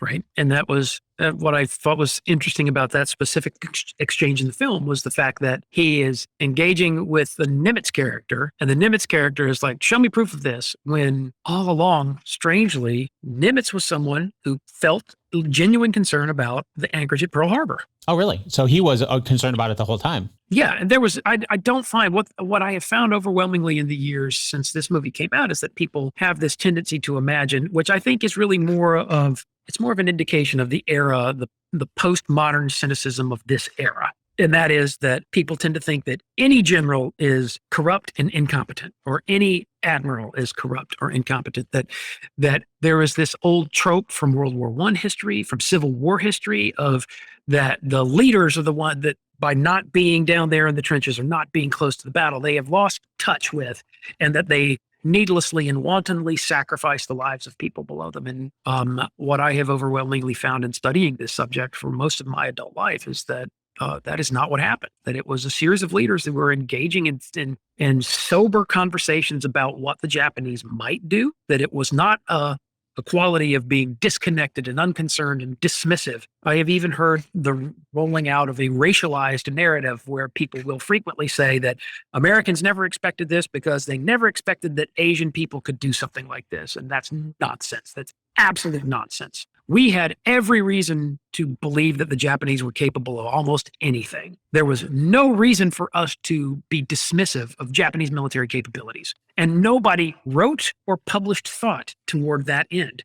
So none of these high-ranking officers were on record saying something dismissive about Asian people and what they were either capable or incapable of. What they thought instead was that we had to, if there's anything in the movie that I feel like a line that I do sort of appreciate a lot, it comes from Jon Voight playing FDR, who I think is great in this movie. I think he plays probably the best FDR that's ever been played. I think he's quite good. I know he's bonkers and crazy now, but Jon Voight was good in this movie. I really feel like that. And there's a point where they're discussing war production in a cabinet meeting that definitely would have not discussed war production, but they're still doing it. And in it, he says, we need to transfer more to Europe. And they show an officer, maybe even the Nimitz character, not the Nimitz character, maybe the Kimmel character says, so we're going to keep stripping things from the Pacific to help Europe. And Jon Voight's FDR replies with, what else can we do? And to me, that encapsulates a point very effectively. And that is that the United States was sort of thrust into a what else can we do position. We did not have infinite military capability. We had finite strength at the time, while the administration was desperately doing everything that it possibly could to increase the production of weapons and ammunition, the things that we ultimately knew we would need when we joined the fighting war. And so to me, I feel like the quote says something that needed to be said in this train wreck of a movie. And that is that the United States was facing this constantly evolving daily news continuum during which no decision is the right decision. Every decision is wrong. You're not going to win. What do you do? That was sort of the position that the administration was in. And the administration, therefore, it's therefore unsurprising that our military, which could not be omnipresent, our military, which had finite strength. I often use an example to illustrate this in the form of patrol aircraft. A critically important element of this story is that the Hawaiian Islands had to be protected. And the best way to protect the enemy from sneaking up on them was to conduct daily long-range maritime surveillance flight operations through the use of aircraft like the PBY Catalina. The aircraft could fly out 500, maybe even more miles, conduct a search grid, and return to Hawaii. When Kimmel takes over as the commander-in-chief of the Pacific Fleet, which is in February of 1941, one of the first things he requests is more patrol squadrons. And as a part of that request, he illustrates the point in, I think, an extraordinarily powerful way by saying, the assets that I now have available on this island in terms of long-range maritime surveillance patrol aircraft allow me to cover 25 degrees of the 360 degrees that surround this island. Wow. And in doing that, he really, I believe, brought the appropriate emphasis to the fact that you're setting me up to fail, which is precisely what they were doing. They set that man up to fail. Over the issue of patrol aircraft, the compromise measure that was then made was they couldn't give him all the PBYs that he asked for because they hadn't been made yet. And we were beginning this process of expanding PBY production because it was recognized that that aircraft is so very, very valuable, which is why ultimately production of the PBY was established 20 miles that way in the city of New Orleans, Louisiana, because we just couldn't make enough of the damn things. We had to have somebody else open up a facility where we were producing the aircraft. The compromise measure that was made was that they gave him additional PBY patrol squadron assets. And in addition to that, they had just developed this new thing at Fort Monmouth, New Jersey, which is called the SCR-277, which is radar. And the thought then became, all right, I have this many patrol squadrons, and I have these mobile SCR-277A, or was it B? It was B because the mobile unit was designated SCR-277B.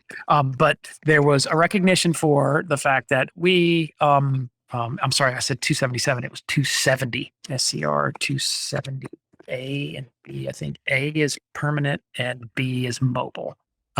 Anyway, so there's this great memorial to this, and it's at Turtle Bay where they filmed Sarah Marshall. And the funny thing that I end up doing with my tours is that we go there because I can show them this memorial. And then I will typically, like all of the Hawaiian Air flights that are going there, Forgetting Sarah Marshall is available to watch as one of the movies because it's all about Hawaii. It's about life in Hawaii and all these funny things. And it's filmed at Turtle Bay. And so it turns into, it's partly like talking about radar in December 7th, and then partly like they filmed this scene here. And when Kristen Wiig is doing the scene where she's teaching the yoga class, it was in this building.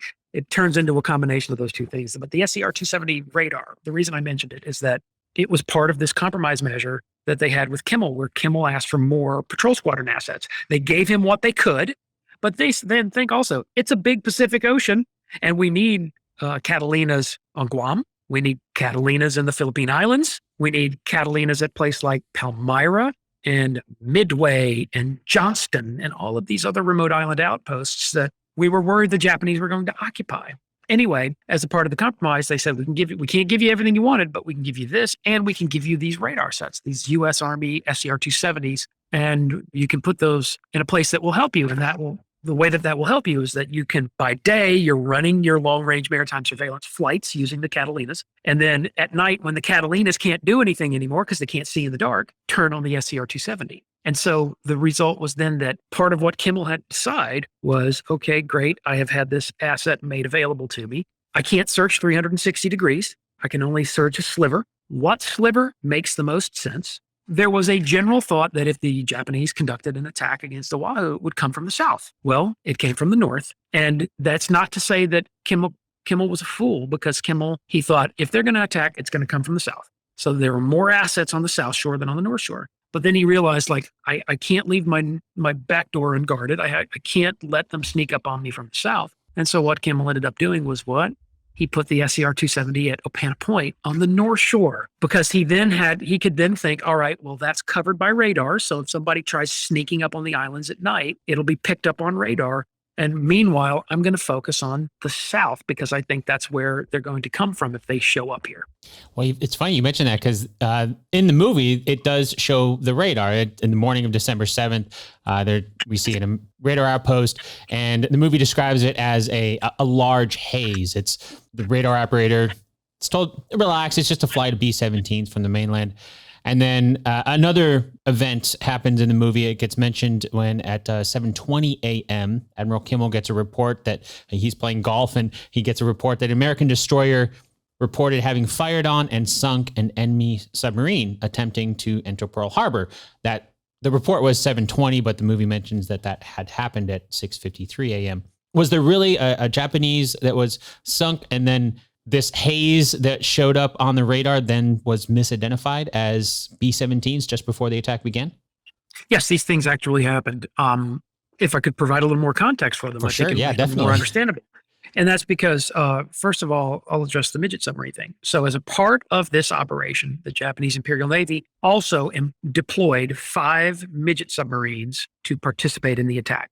The way that they were supposed to participate was that these midget submarines, each one of them, there were 49-ton vessels that were powered by batteries. They had a crew of 2 sailors, and each one of them was carried piggyback style on the back of a long-range Japanese I-boat, a full-size Japanese submarine. Okay. When they maneuvered into position, they would surface. The 2 sailors that would man the midget submarine would come out of the main submarine, climb aboard the midget submarine, seal the hatches. Deck crew would then unleash the lashing that held the midget submarine to the deck of the larger submarine. The larger submarine would then dive away. The midget submarine, now free of the larger submarine, could then move on and carry out an attack on its own. What was supposed to happen was that all 5 of them during the pre-dawn hours were supposed to penetrate Pearl Harbor. And once they were inside the harbor, they were to maneuver into and position themselves in the open body of water between Ford Island and the Navy base. In other words, the body of water against which Battleship Row was situated. The plan was that once they had penetrated the Navy base and got into position, they would sink down to the bottom and rest on the bottom of Pearl Harbor until such time as they heard the attack begin. They'd hear it. They'd hear massive explosions going off above them, at which point they would blow some ballast. They would ascend through the water column, and they would release torpedoes against the ships that were lined up there. The reason that they were being used is there was a concern that the Japanese Type 91 aerial torpedo, that's the torpedo we've spoken about thus far, which is the type of torpedo that was being carried by B-5N2 Kate torpedo bombers during the attack.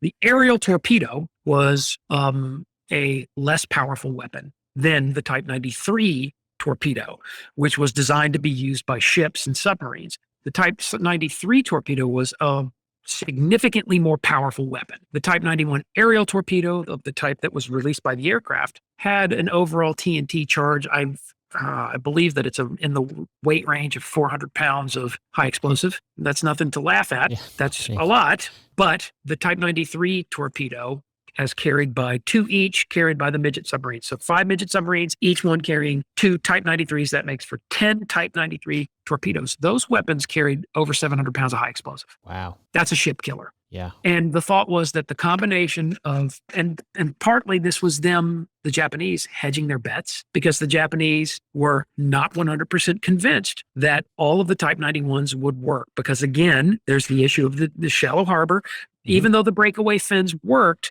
these people weren't stupid. They understood very clearly that, when we get down to the lowest possible altitude, 50 feet, and we slow down to this speed and we release the breakaway wood fin assembly, it retards the dive and the torpedo doesn't dive but about 15, maybe 20 feet. And you know that there were naysayers there, but but what's going to happen when we're getting shot at? And they realized that, if we're getting shot at, you might have aviators that don't get to 50 feet and slow down. And they release those, so those torpedoes might not work. And so the thought was then that, we'll hedge our bets. We will also employ these midget submarines carrying the more powerful Type 93 torpedo.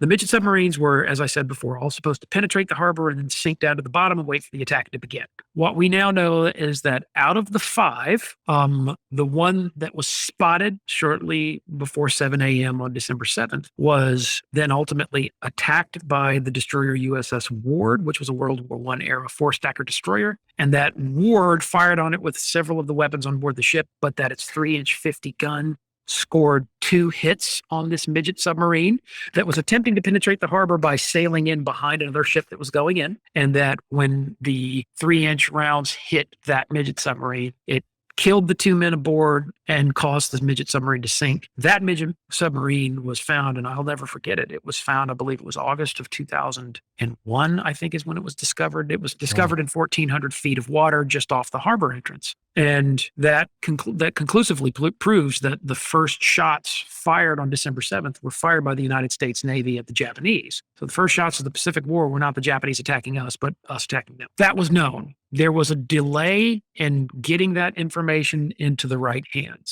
An argument that I make about that is I think we're making a lot about something that we shouldn't be making a lot about when we harp on the fact that the message didn't get to Kimmel quickly enough. And my thought was, okay, let's say it got to him immediately. What could have been done and what would have been done? The islands had been under a full alert for a couple of weeks. They had only just come down off of the full alert. Going back to full alert on the basis of one report it would have been irresponsible for an officer to do that. And just for the record, it wasn't like nothing happened, and then Kimmel was told, we shot at a midget submarine off the harbor entrance this morning. There had been other reports that turned out to be false. Oh, okay. Other reports had been made. Just for the record, there were over and over again, there were reports of Japanese paratroopers up on the North Shore. There were reports of a Japanese trawler here or a Japanese trawler there, or Japanese ships were spotted in this area. This is the sort of thing that happens I think we always just sort of slough it off to fog of war. We recognize that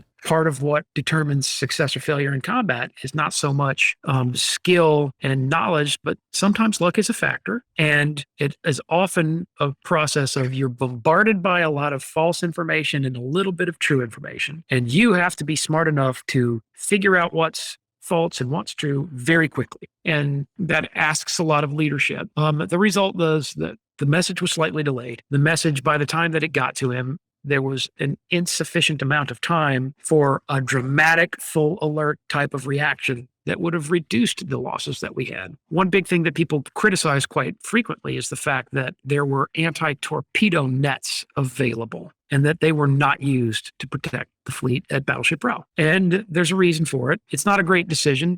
That's a hard call. I'm glad I didn't have to make it. And the decision that he made was, we're not going to use them. And the reason that he made that decision was he was more concerned that his advanced early warning system of PBY Catalinas would spot a Japanese task force when it was 200 miles away. And he would catch them before they launched their aircraft, and that he would then get the fleet up to full steam and get everybody out of the harbor as fast as possible. And if you had torpedo nets around your ships, it took hours to dismantle them. And so imagine, what would you do? What would you do if you're like, well, sir, we can put these torpedo nets up and they'll protect the ship in the unlikely event that the Japanese attempt to conduct a torpedo attack in a shallow harbor, and torpedoes just don't work in these shallow harbors.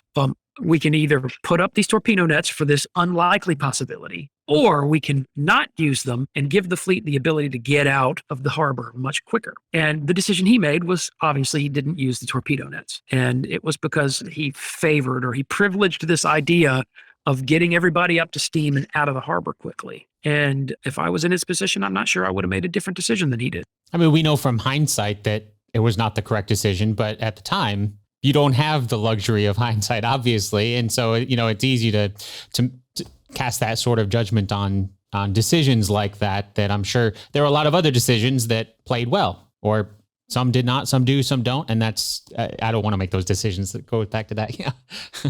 Right. And if anything, there was a positive that comes out of this is that there was a joint structure that was ultimately created by which all of the branches of the military had to come together. We would eventually refer to it as the Joint Chiefs of Staff, and it provided greater levels of cooperation and communication between the service branches. And we weren't there yet, but also keep in mind, I like to keep in mind, is that how long had the Pacific Fleet been in Pearl Harbor at this point? A little over a year. Resources were finite. We were doing everything that we possibly could. Kimmel had been placed in command, and immediately he quickly assessed, we're going to need more, we're going to need this, we're going to need that. He didn't have everything that he wanted because he just couldn't have everything that he wanted. And also there was a war going on in Europe, and that's distracting That's distracting resources away from you. He took sort of a bad rap, I think, in history as time goes by. Yeah, there are a couple of decisions that can be easily criticized, but I think it's a failure, an intellectual failure, not to recognize that this was a man who was up against a series of circumstances where he couldn't possibly win. And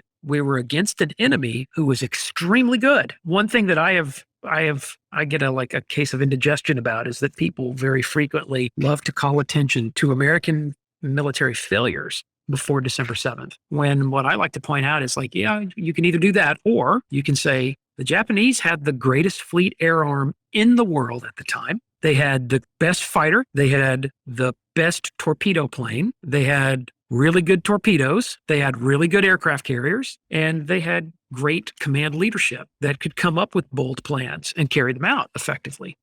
So which is it? Was it an inept and corrupted American system that was asleep at the wheel and not paying attention? Or was it an extremely efficient and effective Japanese military force? Because I don't think you can have both. I think those two things live in different zip codes, and you have to kind of have one or the other. And I tend to favor the fact that the Japanese were extremely bold. They were extremely good. And I leveraged my belief in all of that with the fact that there were a lot of problems associated with the way they carried out this attack. And I think one of the most important things to remember is that Pearl Harbor itself was not supposed to be the target that they attacked, because the fleet could be at either one of two places. The fleet was either at Pearl Harbor or it was at Lahaina Roads. And if you look at a map of the Hawaiian Islands, you'll see that on the western shore of Maui, there's a town called Lahaina, and there's a protected body of water that's called Lahaina Roads. That's between it and Molokai and one of the other islands. Lahaina Roads is deep and broad, and it's an extraordinarily well-protected bay. That was the location where it was preferred to keep the fleet, at Lahaina Roads, because at Lahaina Roads, everyone could spread out. There was easily 10 times as much space at Lahaina Roads than there was at Pearl Harbor. And the fleet was in those months leading up to the attack, it was like 50-50. They were either at Lahaina or they were at Pearl.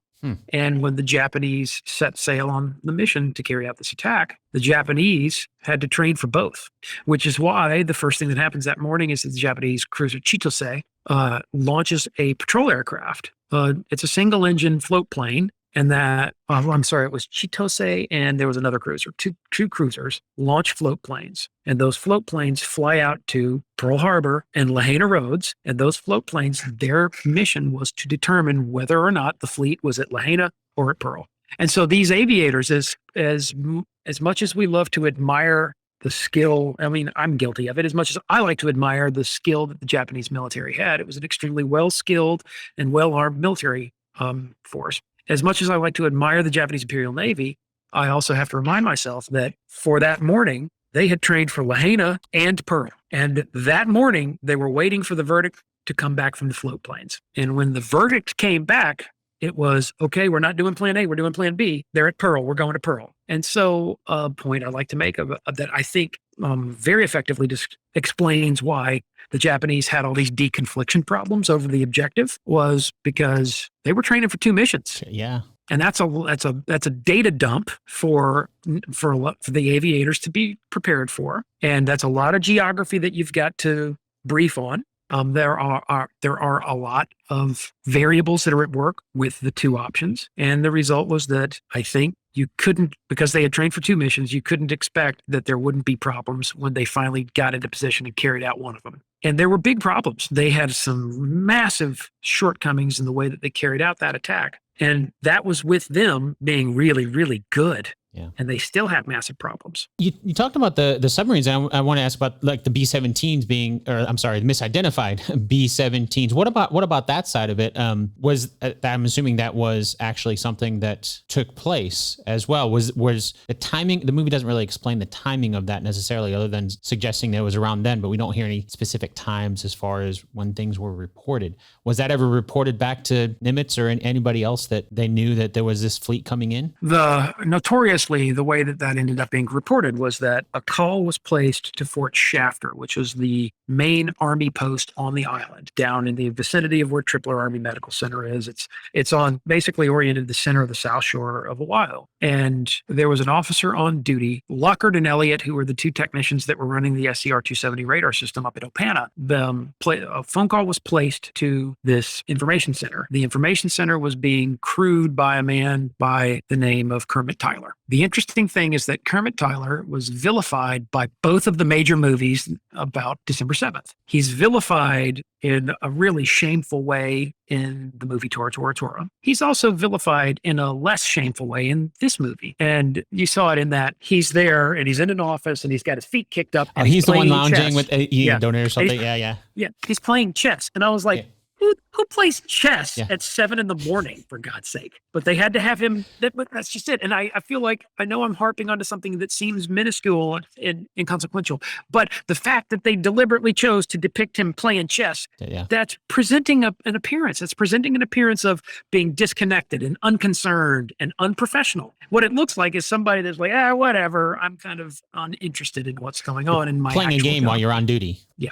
And the reality is that Kermit Tyler did not actually do that. He wasn't playing chess that morning. And in fact, what ended up happening that morning with him is that he had a conversation, and the conversation that he ended up having with Opana Point was one in which he sensitively talked to them about the radar report that they were seeing. Because what we know is that the operators in Opana, they picked up the Japanese aircraft as they were approaching the island, and they tracked them using the SCR-270 radar all the way until the point that they were lost by ground clutter, meaning that they were tracking the aircraft as they approached the island all the way to the point where they could no longer track them because the ground was interfering with the radar, the oscilloscope, the report that they were seeing on the oscilloscope.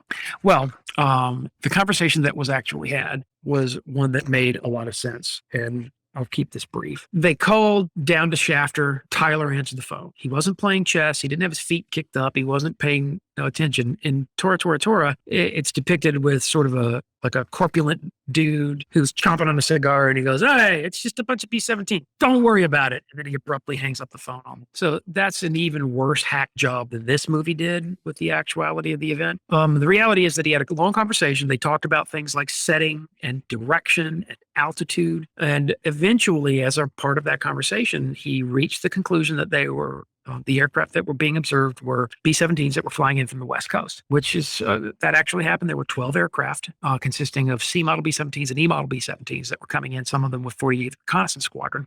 And as the aircraft approached the island, they were coming down out of altitude. They were preparing to pass over the Waianae Range and get into position to land at the bomber base on the island, which was Hickam Army Airfield right next to the harbor. Well, one of the points that came up in that conversation, because I met Kermit Tyler and talked to him, and one of the things that he wanted me to know was that while he was on the phone having that conversation, was the point that he made was the formation was obviously situated north of the island. And they said, "Sir, well, they're coming in from the north." And he said, "Well, that's not unusual.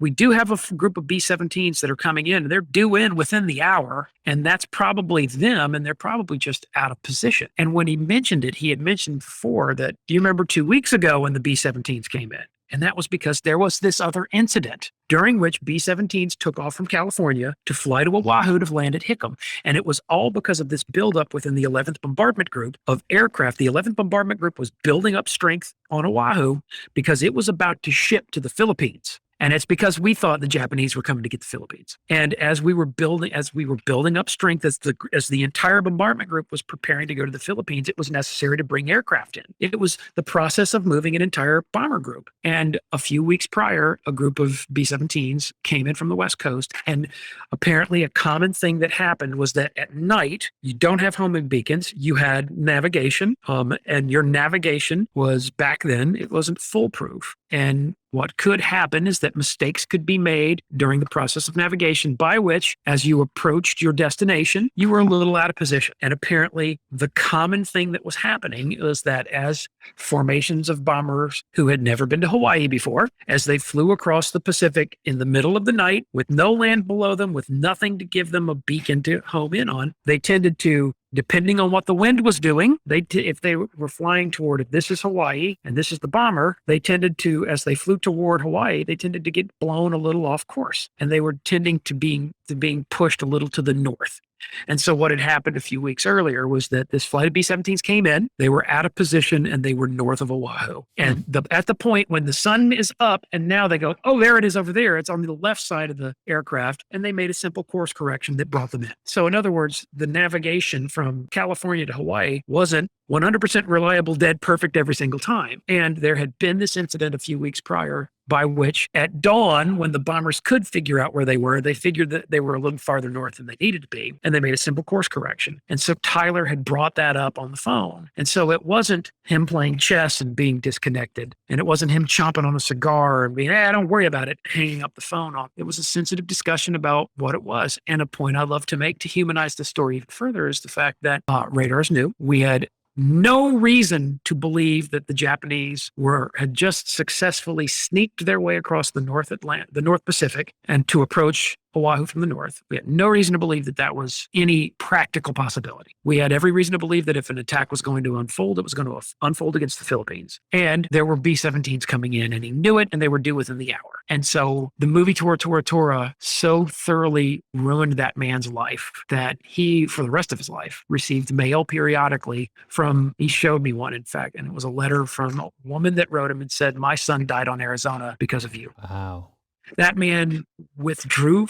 He didn't withdraw entirely, but he mostly withdrew from public appearances because he's named in Tora Tora Tora. People saw a movie told these people that he was the bad guy, and they believed it. And it was something that followed him for the rest of his life. He was alive to see this movie when it came out, and he wasn't happy with this depiction either. He died in 2010, and he went to his grave feeling very unfairly depicted for what happened. And the reality was that he was part of this bigger picture, and it was unfair that he got sort of saddled with a lot of blame here, because people were very quick the Monday morning quarterbacks that immediately stepped up were very quick to criticize the fact that this man, who basically was unknown to the world until this book came out, this book that was called At Dawn We Slept. And when the book came out, I can't remember what year the book came out. When the book came out, it named him. And when he was named, and then when the movie got made in 1970, the movie Tora Tora Tora, he was propelled from being someone who was largely anonymous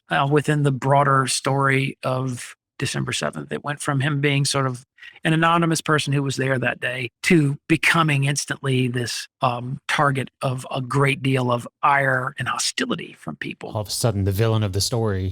He was, in many ways. He became this villain, and the man did not deserve it. And it was just sort of a shame to see it. But I mean, isn't the most obvious conclusion to come to? I didn't realize there were B-17s that came in, a couple weeks or a few weeks prior. I mean, based on what you're saying, like, it just seems like that would be the most obvious answer, that it is probably what they are. And it seemed like an obvious answer to Kermit Tyler. And he went with that, and it turns out to have been mistaken. And it's very strange to me because, as you know, I continue to lead these tours out there, and I'm leading one in a couple of months. This always comes up, and we always end up having this problem. End up having this discussion, because I find that if people care enough about the subject to hire me to come be their tour guide in Hawaii, there are people that have done some reading, and they've done a lot of movie watching. And so they've seen this movie, and they've seen Tora Tora Tora, and they therefore kind of want to drag Kermit Tyler out of the grave and curse him out once again. And I'm quick to point out that there's a lot more to that story, and he's a lot less of the sickening villain than they want to believe he is. And they believe that. Why?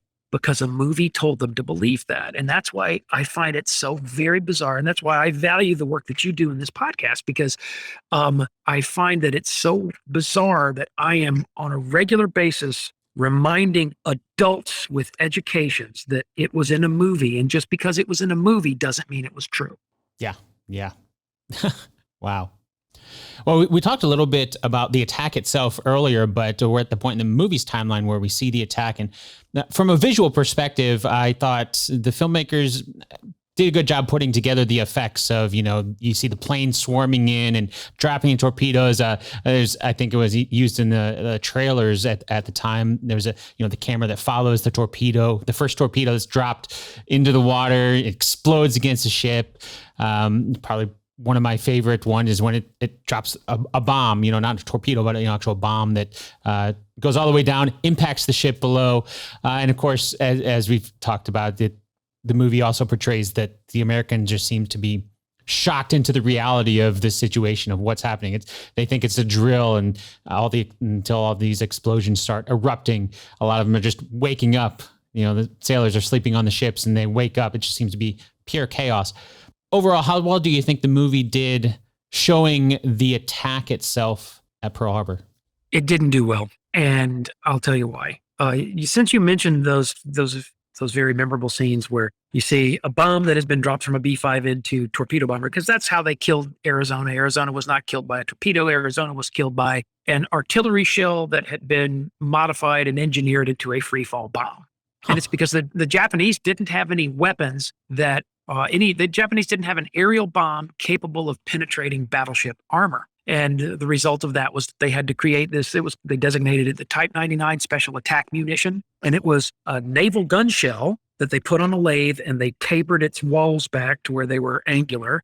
They put a fin assembly on it, and they put fusing on it such that it would penetrate a deck, penetrate the armor of a deck and explode below deck. And it was using this method that they hoped to defeat the armor on American battleships. And it worked, because that's what destroyed the Arizona. The section where they depict the death of the Arizona, I find, especially the moment of the explosion, I find it to be very compelling, because it's, I think, quite well depicted. But leading up to that is one of the weirdest things I have ever seen in my life. So the scene, you already referenced it. It's the bomb strikes the ship. It penetrates through the deck immediately next to turret number 1, or turret number 2, rather. It penetrates down, pushes into an ammunition storage room associated with the 14-inch main batteries on the ship. And you see the bomb kind of come crashing through, and there's some sailors there, and everybody's kind of looking around. It doesn't explode right away, yeah. Yeah, it doesn't explode right away, and you see shells on racks that kind of come tumbling down. And if you listen to the sound design, this movie does some sound design stuff that I'm like, what was wrong with you people? Because it sounds like tin cans tumbling down. It's supposed to be 14-inch shells that weigh over 1,000 pounds. And they're tumbling down with like clang, clang, clang. It sounds ridiculous. And then you see the bomb sitting there, and they're in the tail assembly of the bomb. You see this little spinner that's going, and then it stops. And there's a moment of suspense, and then kaboom. And then you see Arizona erupt. And while the explosion, I think, is a very compelling way of depicting that, and I don't have a criticism for that, that's not how fuses on bombs work. Just for the record. I had a feeling that wasn't. Yeah, that ain't, and it's not just once that it happens. It's twice, because then there's a scene where our 2 protagonist fighter pilot characters are sort of rampaging around like pirates over the airfield, and before they get in their planes and take off, where they're at an airfield that's androgynously not identified, that's probably supposed to be Wheeler, but it's not very Wheeler, but it's supposed to be Wheeler. And bombs come in, and they see a guy who's, of course, in a position right next to fuel trucks, and a bomb goes tink, tink, and it bounces and kind of it skids up to where this guy's position is. A few people run away, and he looks down, and he goes, "Hey guys, it's okay, it's a dud." And you see once again the spinning, the spinner, and then kaboom, and it sets off all this fuel, and there's a massive Michael Bay explosion. And my first thought was, once again, that's not how fuses work, because the fusing that you're seeing there, that fusing is associated with arming the weapon. The weapon, when it's carried on the airplane, it's not armed, because it's really a dangerous weapon. And so they're in a safe mode. And you'll notice, if you ever see ordnance that's strung or slung beneath the wings or mounted on the hard points of an aircraft, you'll notice that the ordnance is usually there, and there's usually a wire of some kind connecting something to the frame of the aircraft. And that's the wire that's associated with, they would retard that spinner by putting looping wire through a hole in the little blades on that spinner, and then that wire would attach to the aircraft.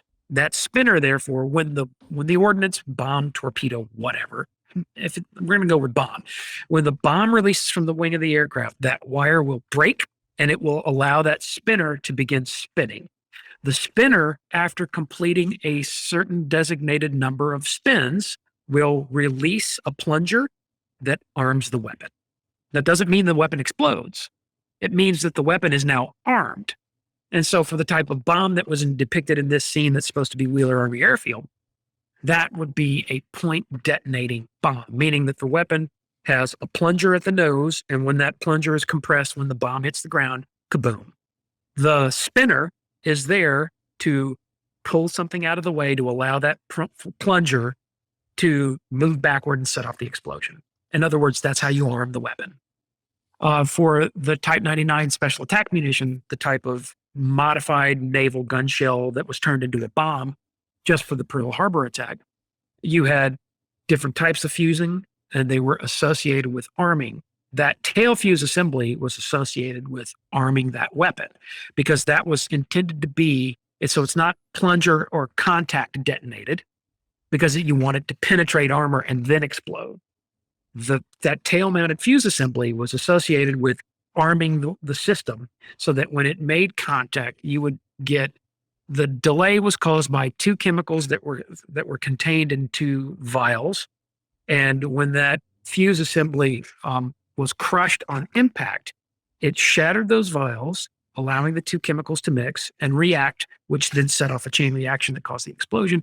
And that would provide just a moment of delay. And that moment of delay was all that was necessary to allow the strength of the bomb to punch through the armor of the ship and then go off.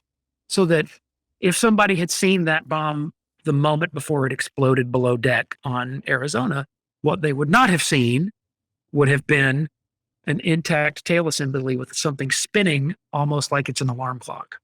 I realized that the filmmakers did that and that they did it for the specific point, toward the specific point of having a moment of suspense. And when I watch these movies, I'm not forever just this asinine pinhead that's picking everything apart. I do tend to watch them to enjoy it. And as absurd as that spinning fuse is, I watch it. That moment is delivered with all of the technical skill of Michael Bay in action filmmaking. And it's a good moment. It's just not true. It's just not the way these bombs worked. However, the explosion that's depicted after that, I remember watching it on the big screen for the first time. And that was the moment where I just kind of went, and I went, okay, finally the movie got me. The movie finally dragged me in because when I went to the premiere event that we had here, it wasn't until Arizona blew up that I finally had a moment where I was like, because the movie from start to that, and I think it's over an hour into the movie because this is a long movie. It's over an hour in before I finally realized that, wow, that was that moment. And the computer animation of the explosion in the Arizona, I think, was quite well executed. And they did that justice. But I had tolerated over an hour of just this awful, absurd, garbage love story nonsense with dialogue that seems to have been written by 4-year-olds, with great actors who were given bad direction, and with a storyline that was weird. And up to that point, it had not even jumped the shark. You know the expression, jump the shark, from the good old era of Happy Days. The movie jumps the shark when you have two fighter pilots who suddenly become bomber pilots and get assigned to the Doolittle Raid. That's a jump the shark moment that I remember when it happened in the movie. I was like, you've got to be kidding me. Where you will have people like me, like when I sat down to watch that movie the night, I wanted that movie to be so good. And I was ready to overlook problems. And they piled the problems on me so deep that I was just annoyed, even with periodic cuts to, the girl squad, the nurses, who are all just like devastatingly beautiful women. And what's funny to me too is that they have this one actress in there, Sarah Rue, who at the time she was the chubby nurse. She is, since then, she's lost a lot of weight. She's very thin now. But even when she was chubby in the movie, she's still just beautiful. She's still spectacularly attractive as an overweight woman. And so you have these beautiful women, and even that was annoying to me because beautiful women, and they're great actors. For God's sake, like there's this, like I feel like I should find them for their underuse of Jennifer Garner and her acting ability because she's a great actress. And she's turned, what is she in this movie? She's turned into a girl who always looks a little frumpy and wears little glasses. And she's the nerd friend that's in the girl group where you have a representative example of every type of girl in every girl buddy flick. just as you have a group of Army fighter pilots, and you've got every guy in that, the guy who's constantly trying to talk nurses into going home with him. And you have the guy that stutters a lot, but he develops this kind of quaint and cute little relationship with one of the nurses. And then you have the obvious male romantic lead and the obvious female romantic lead, where all of it was just syrupy in its sweetness, and it was too much, and it was absurd, and I had a hard time digesting all of it. And that was even with like the best possible cinematography and these amazingly beautiful and attractive people, and they still made me hate it and hate every minute of it. And I can't just continue to dump on this movie like this and talk about terrible acting and terrible dialogue and terrible story, but it's terrible. And all of those things in ways that my vocabulary struggles to provide different words that adequately express the depth of disappointment that I feel in looking at this movie again. And that disappointment is in, first of all, its quality as a movie, which I think is deeply disappointing. And then the fact that it just had this open, arrogant contempt for historical accuracy made it something that I still struggle with. I still watch it, and I keep watching it every year. And I think I write part of it off in my mind as like, it's important for me to understand the psychocultural phenomenon that's at work here. But part of me keeps thinking that there have been movies in my life where the first 5 times I watched them, I hate them. And then later in life, I'm like, that's the greatest movie ever made. I get convinced by movies, and I keep giving this movie a chance, and it's just not convincing me. Like, I remember the movie Alien Prometheus. At first I was like, what the hell this is stupid. This is nonsense. And here I am 5 years or 10 years later, and I love that movie, and I watch it over and over again all the time. There are movies that do that to me, and I keep giving this movie chances to reel me in, and I get distracted over and over again, where I just sit there and in the most catty and childish way going, the only accent in this movie that is believable is the one from the British person who's using an American accent. Because Kate Beckinsale is presenting herself as an American Navy officer, and she sounds like an American. Whereas the Americans who were born in this country, who are trying to sound like they're from Tennessee, they sound like the biggest ridiculous joke. They sound like foghorn leghorns. We have over and over again. It's just a larger complaint that I have about a lot of movies, and that is that movies don't do well when they try to render Southern accents. And here in the Deep South, we have a diversity of accents to where I can pick Alabamians out of a crowd from a mile away, and I can pick Tennesseans and Kentuckians and Georgians out of a crowd from miles away, because we're all very, very different. And for God's sake, I live in Louisiana, which is practically its own language in a way.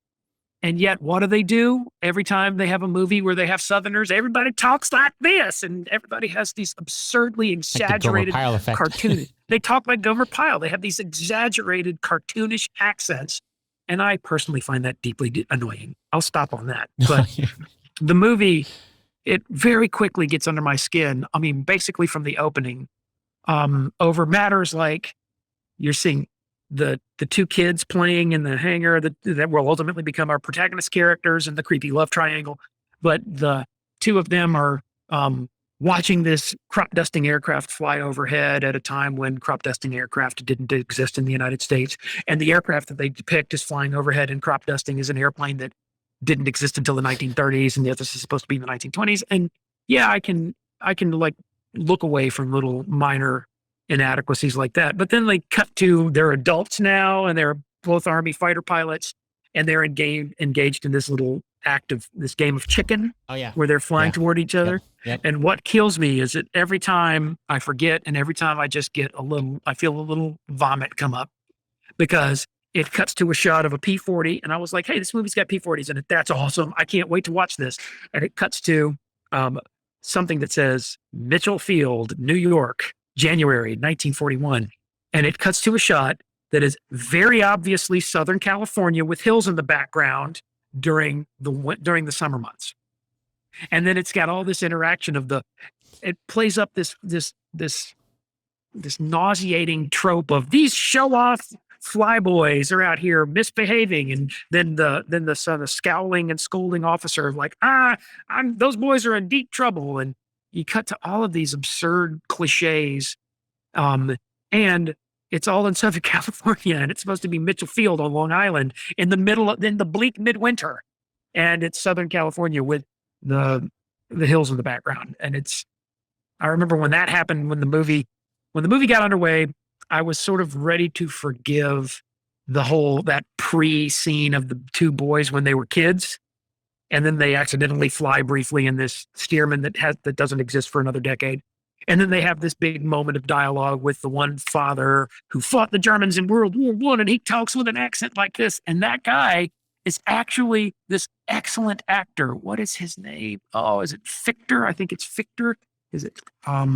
He's actually such a great actor. William Fichter, yeah.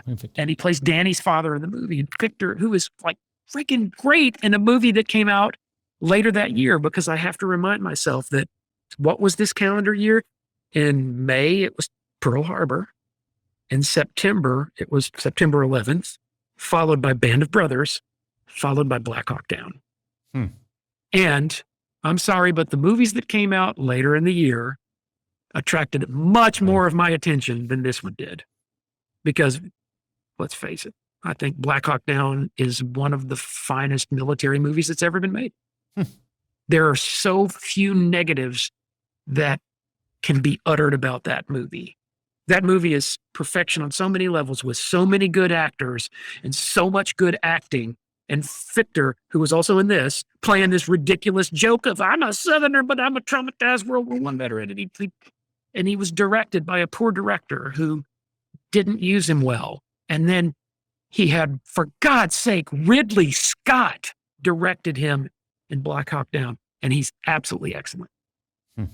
I mean, that movie, I have nothing negative to say about that movie, but that's not why we're here. We're here to talk about Pearl Harbor, which is so weird to watch the way that it just abused these actors. But the fact that I'm now moaning endlessly about the opening character establishing scene of the two boys is, it's overlooking the two movies that I think we should be talking about. Because if there's one good thing that Pearl Harbor 2001 did, is that it created opportunities for satire. And I'm not sure if you've seen the movie Walk Hard, which was a satire of the Johnny Cash biopic. Okay. I never saw it, but I know which one you're talking about. Yeah. Please go watch it, because if you watch it now, what you'll pick up on very quickly is that they have a whole character development scene. The whole thing is just a ridiculous, over-the-top comedy satire, and it's slightly hysterical. But they have an opening scene that is satiring the opening scene from Pearl Harbor. Oh, really? It's got two kid actors horsing around, and it's so funny, and it fascinates me that this movie so quickly entered our cultural zeitgeist as a joke. It so quickly slid into our cultural zeitgeist that movies very quickly started taking punches at it, which leads us to the elephant in the room, which is the greatest motion picture ever made in human history, which is Team America. Team America is basically nothing but one long, drawn-out, satirical commentary about Pearl Harbor, even to the point that it includes a song that includes the lyrics, Pearl Harbor sucked, but I miss you. And why is it that Michael Bay is still allowed to make movies? That's a line in the song. And what else? Oh, yeah. They missed the point, almost like Michael Bay missed the point of Pearl Harbor. The comedy gold is just endless. And it's almost like, at the time, I remember I just walked away that night. And again, I had dragged my uncle from Mobile to go sit through this movie with me at this premiere. And it was such a profound disappointment. And I couldn't see into the future to realize that the guys who brought us South Park would give me this gift. And this gift is just a few years away. And if you can hang on, it'll suddenly make all of the misery that came from sitting through Pearl Harbor worth it. Because that is exactly what Team America did. It made it all worth it. Well, you're talking about the kind of the setup with the two boys there, and of course that's Danny and Rafe, the characters in the film. But we see them kind of, as you mentioned again earlier, they're their pilots, and then they end up actually taking off over the during the attack itself. They end up shooting down, I think, I think there was even a scene where the planes, they do the chicken thing again, and then the Japanese planes collide in midair because of it, that kind of thing. And they shoot down some more. And I think there's a line of dialogue or something in there that mentions that they ended up shooting down 7 Japanese planes. Of course, they end up making it back safely.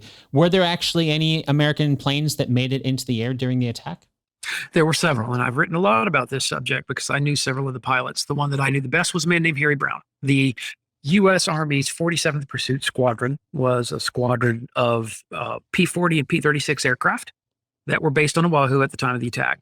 They were based permanently at Wheeler Army Airfield in the center of the island right next to Schofield Barracks, but they had been moved on a temporary basis to a remote area on the north side of the island near the town of Aliiva, to what was designated at the time, what was ultimately designated Aliiva Auxiliary Airfield.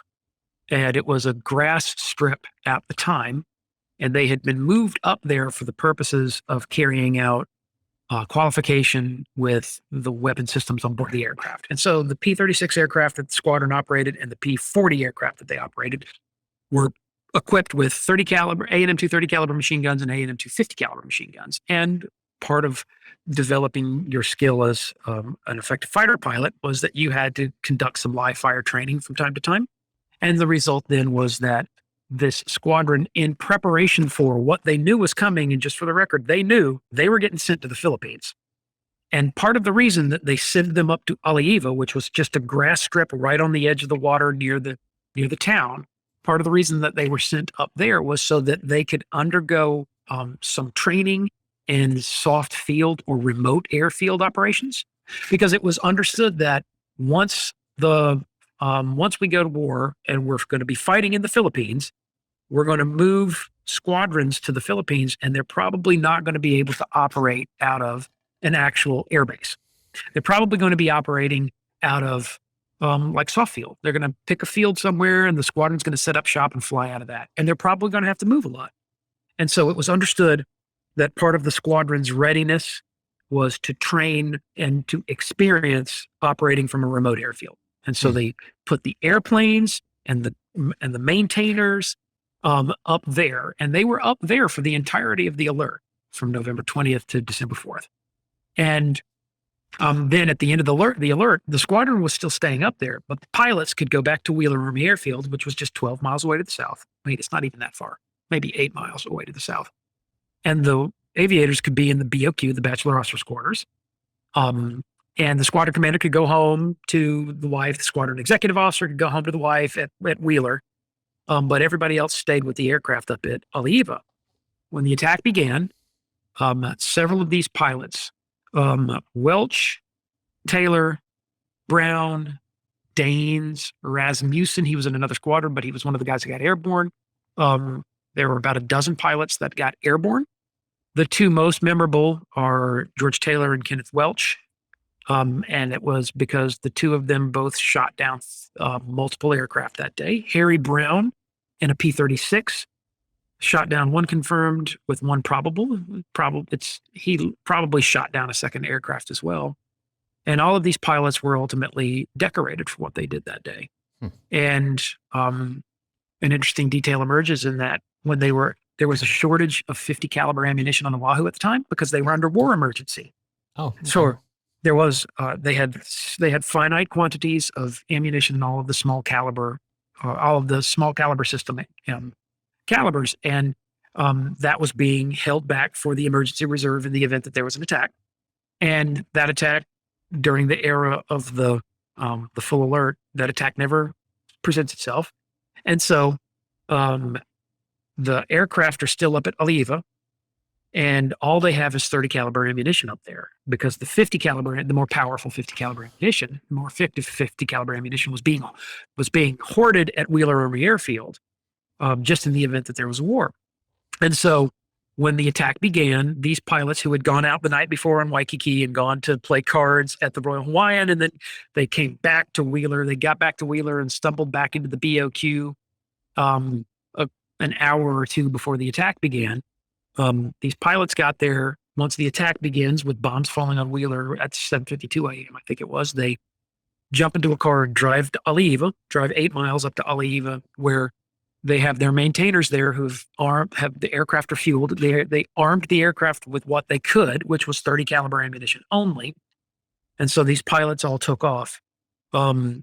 Taylor and Welch take off, and immediately they attack a couple of aircraft and immediately then fly down to Wheeler Army Airfield and land because they know the 50 caliber ammunition is at Wheeler. And they taxied to this like forward rearming point that was set up in a tent along the airfield because they had just come off of this readiness alert.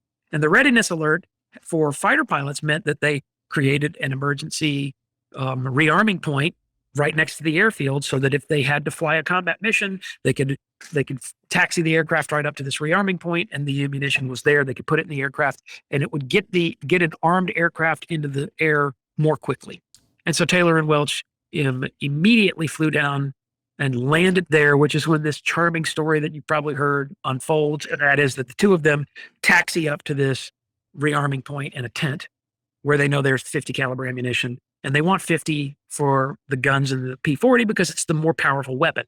And they taxi up to it. They tell the men there they need 50 cal. They start to load the aircraft. A major comes up and says, "Who are you men? And what are you doing here? That ammunition's on shortage." They're like, "The war's on." And he was literally scolding them for loading their aircraft with 50 caliber ammunition while Japanese aircraft were retiring toward the fleet behind him.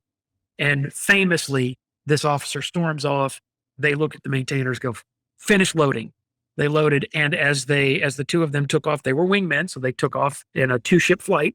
And as they rolled out, Taylor famously, as he's rolling out, he had a switch to bring his gear up, and he looked up, and there were Japanese Val dive bombers right in front of him, and he opened fire on them before he reached down to flick the switch to pull his gear up. Oh, wow. So he's still got his gear down and he's already shooting the enemy down. They ended up chasing an aircraft all the way down to the South Shore near Barber's Point, which creates this wild story that I'll have to tell you some other time, but it's a story where they are chasing a Val dive bomber from Zuikaku, and they shoot it to pieces. Taylor almost gets killed by the tail gunner, but then eventually the aircraft ditches right off of Barber's Point. And the lighthouse keeper at Barber's Point watches the Japanese pilot drag his co-pilot out of the cockpit. It ditched just offshore in the water. He watches him drag him out of the cockpit and drag him ashore. And then the lighthouse keeper put a call in to Fort Kamehameha that it went to the 49th Coast Artillery. They said, "Hey, I just watched a Japanese pilot and his co-pilot wander up into the sand dunes right here near Barber's Point." And it led to the Army sent down a truck to go find these the reported Japanese troops. And there was a gun battle overnight on after sunset on December 7th. And shortly after dawn on December 8th, they found them and killed them. And it's fascinating to think that Pearl Harbor is fighting at sea, in the air, and on the land. And it's fighting that occurs even after December 7th, in that one example.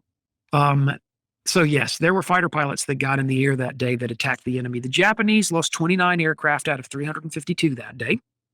And it's noteworthy that out of the 29 aircraft that are lost that failed to return to the carriers, 6 of them were the result of aerial combat. And I mention that simply because I need to call emphasis to the fact that what the movie's trying to depict is the actuality of the Taylor and Welch wingman duo and what they did. Those weren't the only pilots that flew and shot down enemy aircraft that day. There were several others. And the fact that they chose to emphasize that, I thought that's a cool choice. I would have encouraged somebody to feature them because you get all of the rewards and benefits of 2 very, very young junior lieutenant fighter pilots who get up and fight back. Because the point that I make about December 7th is that as time has gone by, we have more of an emphasis on the way that we were caught unprepared and we didn't do well. And I love to point out that we fought back. We fought back very well. We fought back so effectively that the Japanese results on December 7th were far less bad than they could have been. And perhaps the best example of the way that we fought back effectively was the way in which U.S. Army fighter pilots got in the sky and shot down enemy aircraft that day. But there was no Explosions in midair, like we saw after playing chicken. I remain unaware of any examples.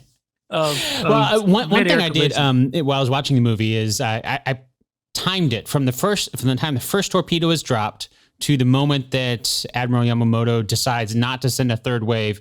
That the time in the movie is 30 minutes and 45 seconds. How long did the actual attack take? The actual attack starts right before 8 a.m. and it's basically concluded a little after 10. Okay, so a lot longer. So yeah, and I should just point out something else that you just brought up, and that is, can I just hit you with this one really quick sidebar? Yeah, go for it. Yeah, and it's worth mentioning that, so for all of the silly bonkers nonsense that's going on with aircraft having mid-air collisions and things like that while being pursued by P-40 fighters, while dogfighting with P-40s, which is something that did not happen. Oh, and I got to say this first, get this off my chest. And that is that, so 29 aircraft failed to return to the carrier. 6 of them are shot down in aerial combat. The 6 that were shot down in aerial combat, none of them were Zeros that were dogfighting P-40s. The aircraft that were shot down in aerial combat by the U.S. Army fighter pilots, they were either dive bombers or torpedo aircraft, mostly dive bombers. And that's an aircraft that is quite a bit less agile and maneuverable than the Zero. So there was no dogfighting in air-to-air combat of P-40 versus Japanese Zero. None. And it's because the P-40 was really not an effective airframe for dogfighting a Zero. P-40 was at a number of significant disadvantages against the Japanese Zero. Time to climb, maneuverability, firepower, speed, obviously. The only one thing that the P-40 had that the Zero just couldn't, if you got a Zero on your tail in a P-40, the only way to get out from under that problem was to just shove the stick over and run away from him, because the P-40 was a heavier aircraft and it was therefore in a dive capable of achieving a little bit more speed. And you could quickly get away from a Zero, but in terms of turning with him and dogfighting him, not a chance. Absolutely. The airframes were just completely, they were not matched well one another. And so the U.S. Army fighter pilots that fly that day, they end up shooting down less maneuverable Japanese dive bombers and torpedo bombers, which I think is an important point, because what this movie does is it shows rip-roaring dogfighting going on between Zeros and P-40s that includes lots of really, really big explosions. And of course, that didn't happen. I mentioned that for all of the silliness of things like mid-air collisions and aircraft crash, there's a scene where the Doris Miller character is hammering away with a twin 50 caliber machine gun, which is the wrong type of 50 caliber mount. And he's using the wrong type of 50 caliber machine gun, but whatever, I'm going to let that go. But it shows Doris Miller kind of following him, tick, tick, tick, tick, tick, tick, and he's like, shooting at him and making all these absurd theatrical noises.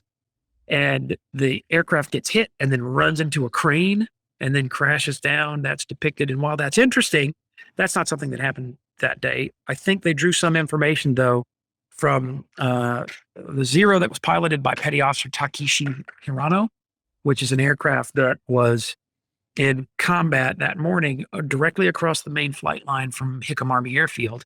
And Hirano, there were a number of eyewitnesses that saw what happened to Hirano. And Hirano, I think, got what they talk about a lot in the world of the fighter pilot or the bomber pilot, and that is target fixation, meaning that Hirano was so busy looking through his gun sight at stuff that he wanted to kill that he lost track of where he was in the air. And so right across the main airfield from Hickam Army Airfield at the time was an area that was another Army post called Fort Kamehameha. It's now just generally part of the overall broad sprawl of what's now referred to as Joint Base Pearl Harbor Hickam, where the Navy base and what is now Hickam Air Force Base, they're all merged into one joint base. But it used to be that you had Hickam Army Airfield, and it was right across the flight line from Fort Kamehameha. And there is an area of buildings at Fort Kamehameha, and Hirano got so target fixated strafing in that area that Hirano got really, really low. He got so low that I think he didn't see it coming up, but there was a car parked on the side of the road. And as he was strafing, he looked up, he saw the car, and he pulled back on the stick trying to get above the car. and the aircraft's propeller impacted with this parked automobile. Wow. Yeah. That's how low. Wow. That's how low he was. That's pretty damn low. That's what I think fighter pilots would all agree is maybe a little too low. Yeah, I'd say it's a little too low. Yeah. And so when he hit it, of course, he was pulling back. So he was already killing a little speed and trying to get up and over. Prop hits the car. He was done. There was nowhere he could go. He couldn't exert control of the aircraft. One blade apparently was so warped that the aircraft had this immediate noticeable loss of thrust. And the aircraft impacted with the ground and skidded along a series of buildings and impacted with this series of buildings. And that was, whenever you see photographs of a Zero, and it's as it kind of tumbled and impacted with the buildings, the wings broke off, the empennage of the aircraft separated from the fuselage. And so all you have left is the engine, the wing roots, and the cockpit. And it's in front of this. You see a group of buildings leaning up against the building, and it's a group of signs, one of which says Ordnance Maintenance Shop. And it was for ordnance maintenance from Fort Kamehameha. And so the photos that come out of Hirano's Zero, they're among the first photos of what's left of a Zero that we get. And we were able to inspect it. So a lot of photographs get taken of what's left of his aircraft. And that's when we find things like the Japanese were using American-made radios in their aircraft. And they had some foreign-made parts in them that we were surprised to see. But I think that this idea of the enemy pushing in so low that he collides with a parked car on the ground, that might have inspired the filmmaking team here to come up with some of the stuff that's a little bonkers and zany in this, where they're like flying between buildings and like over and over again during the Doris Miller sequence. You're seeing Cuba Gooding Jr.'s character where they had a camera placed on a higher ship structure than where his mount was. So, there's that whole scene where Captain Binion is like, get the men to do this. He's offering these commands, and the Doris Miller character, in a scene that's so overacted that I can't believe that Cuba Gooding Jr. did it. He's like, sir, you don't have to worry. You trained us well, sir. You trained us well. And then he like flutters and dies like every other terrible war movie ever made. But it then shows him have this moment of resolve where he looks up and there's a gun. There was a line of dialogue presented earlier to the Kate Beckinsale character where it's like, I've been in the Army for a year and they haven't let me fire a weapon yet, which is nonsense, by the way. But then, I mean, he was a mess assistant. That's what the United States Navy remained segregated throughout World War II. The United States Navy was, of the American military branches during World War II, the one that clung to segregationist policies as long as it possibly could, with the result that you had men like Doris Miller, who were capable of cleaning up in the officers' mess, and that's all they really let them do. Which is why it's exceptional that on that day, what this man did in his moment of resolve is he ran out to a machine gun mount and he began firing. But one thing that just irks me to no end is that they keep showing like the ship that's supposed to be USS California where Doris Miller was. USS West Virginia. And then there's like, they're doing this on modern ships just because they're left with no other choice. And they keep showing him firing this twin 50 caliber machine gun, which is the wrong type of 50 caliber mount, but whatever. And they keep, every time they show him, is like, you'll see they had obvious the CGI aircraft that kind of zoom in between these two ships. And then they show him and he's going da-da-da-da-da-da, and he's just following them and strafing them when there's another ship in the background. And I'm like, he's shooting this other ship. And that there were losses that day that were the result of an asymmetry of fire, meaning that we had not adequately laid out symmetrical fire zones where we would prevent friendly fire casualties. And that was one of the tragedies of that day, was that there were some civilian deaths at the harbor and outside of the harbor as well, 5 miles away from the harbor, that were the result of asymmetries of fire and men sort of blindly firing in 360-degree arcs. But it feels so absurd when you see Cuba Gooding Jr. hammering away and there's a ship 25 feet away from him and he's pointing directly at it. Well, you're talking about the plane flying so low, and I know we were talking earlier about the torpedoes having to be low. There's a sequence as the Japanese planes are flying in over the island itself. They haven't gotten to the harbor yet, but as they're flying over the island, they're, I don't know, maybe 50 feet above the ground. There's one of the gunners in the back of the plane is like waving off at these kids that are playing baseball and everything, you know, as everybody's just kind of looking up at these Japanese planes that are flying over. Did they actually have to fly that low over the land to get to where they were going to drop the torpedoes? Or I know you mentioned, you know, obviously there was a tactical advantage to flying low and slow to actually drop the torpedo, but were they flying that low that entire time? Some of the torpedo bombers were, yes. And that is because keep in mind that the torpedo bombers on Sunday, December 7th, they flew 2 different missions. Mission number 1 was you carried a torpedo. Mission number 2 was you carried a series of these, or you carried a modified artillery shell that would be used as an armor-piercing bomb. Those aircraft, the aircraft that were carrying the modified artillery shells, they were the same airplane, the same torpedo bomber, but they delivered their ordnance from an altitude of almost 10,000 feet. Oh, wow. So they were at high altitude. The torpedo bomber aircraft that were carrying torpedoes, they had to be low. And what we know is that in first wave, there were 48 of those. And what that is depicting is something that did happen to a degree, and that is that it's depicting aircraft among the 48 in the first wave, torpedo bomber B-5N2 Kate torpedo bombers that were carrying the Type 91 aerial torpedo. That's what that's depicting. Those were the only aircraft that would have been seen at that extremely low altitude. And the only reason that they were at that extremely low altitude was because that was necessary for them to complete the mission and deliver the ordnance. You don't see fighters doing that. There are some examples in second wave of fighters that get pretty low on strafing missions. I mean, for that matter, there's some examples in the first wave. Like there are a group of fighters. Yoshio Shiga leads a group of 9 fighters in to attack. That would be the Marine Corps Air Station. What is that? Eva Mooring Mast Field, which is down toward Barber's Point, where 9 Zeros were sent in to, as their instructions were to reduce the Eva airdrome. They literally went in and they were supposed to strafe everything on the airfield, which they did. They were very, very successful. And they were at very, very low altitudes to the point that there was a Marine named Mel Thompson. And at the time, Eva is no longer a Marine Corps Air Station.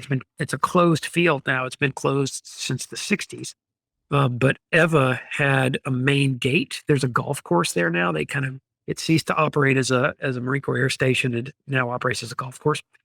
And the area of the main gate is still there. It doesn't look like it did in 41. It looks more like it did 61, but it's still the same main gate area. And this Marine, Mel Thompson, was on duty at the main gate at Eva that morning when Yoshio Shiga and his fighters came in and began strafing aircraft on the field. And as Shiga, who was the flight lead, banked away at one point, Shiga, in his after-action report, remembered that he saw a Marine walk out of the guard post at the main gate, draw his pistol, and sit there and fire a full magazine from his pistol at him. And Shiga would later in life remember that was the bravest man I've ever met. Wow. That's how low they were. So there was some low stuff going on.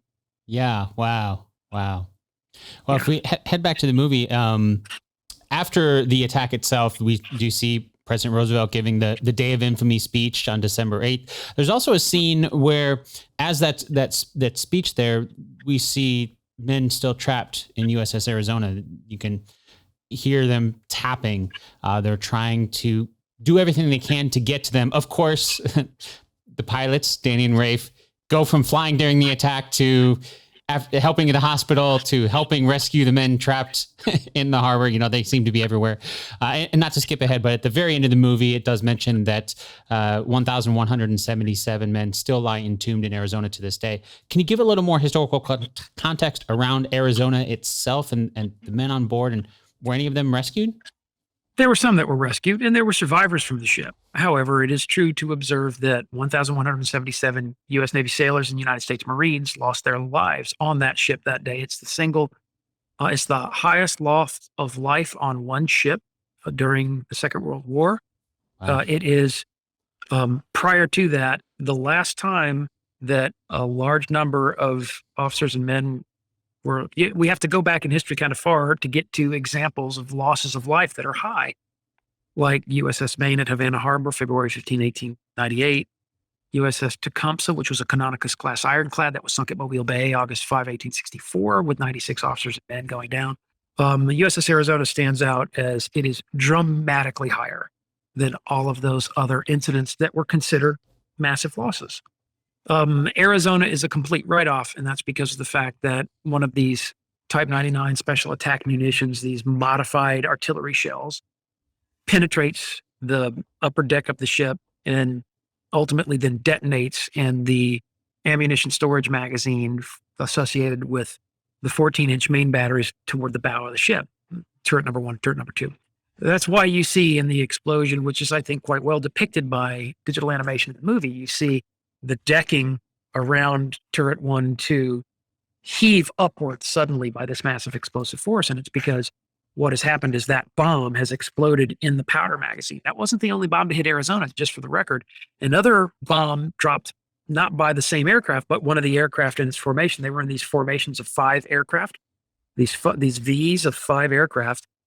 One of the other bombs dropped by not that formation, but the formation immediately ahead of it, just moments before the death of Arizona. Another one of these bombs hit the sloping armor of the side of one of the forward turrets of Arizona, and the weapon was deflected into the water next to the ship, and it exploded in the water. Harmlessly, by the way, just the same weapon. It's in the water, and when it goes boom, so it strikes the side of the turret, which sets off that chain reaction for the delayed explosion.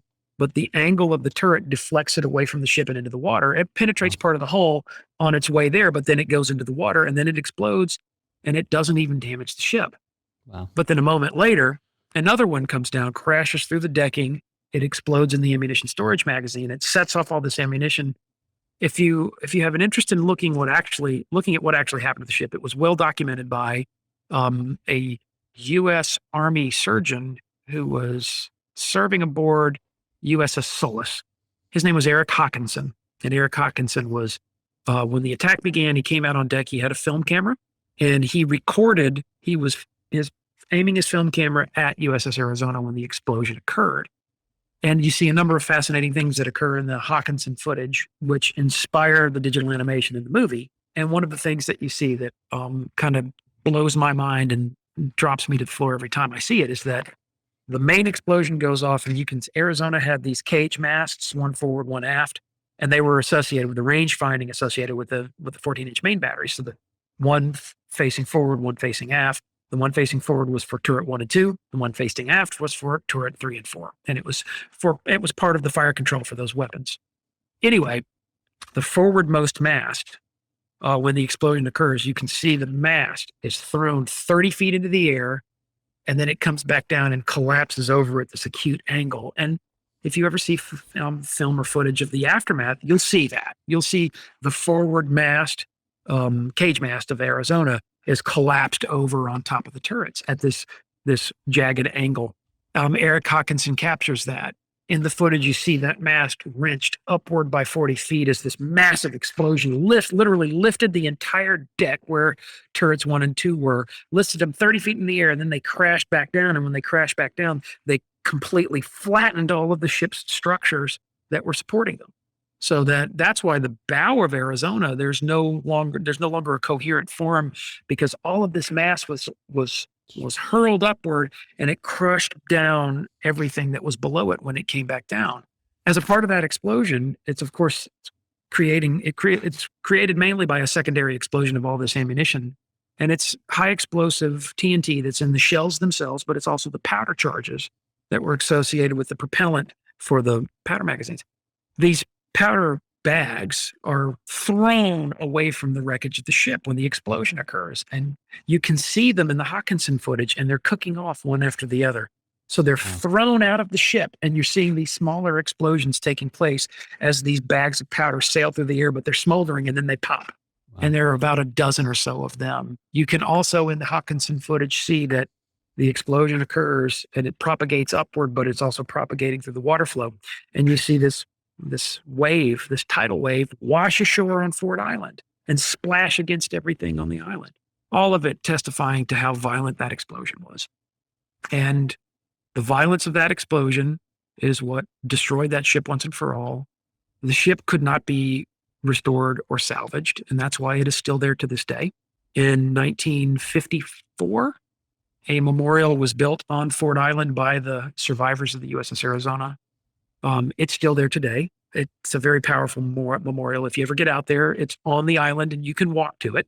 But then there's the more famous memorial from 1961 that was built over the wreckage, straddling the wreckage, and particularly the bow area wreckage of the ship.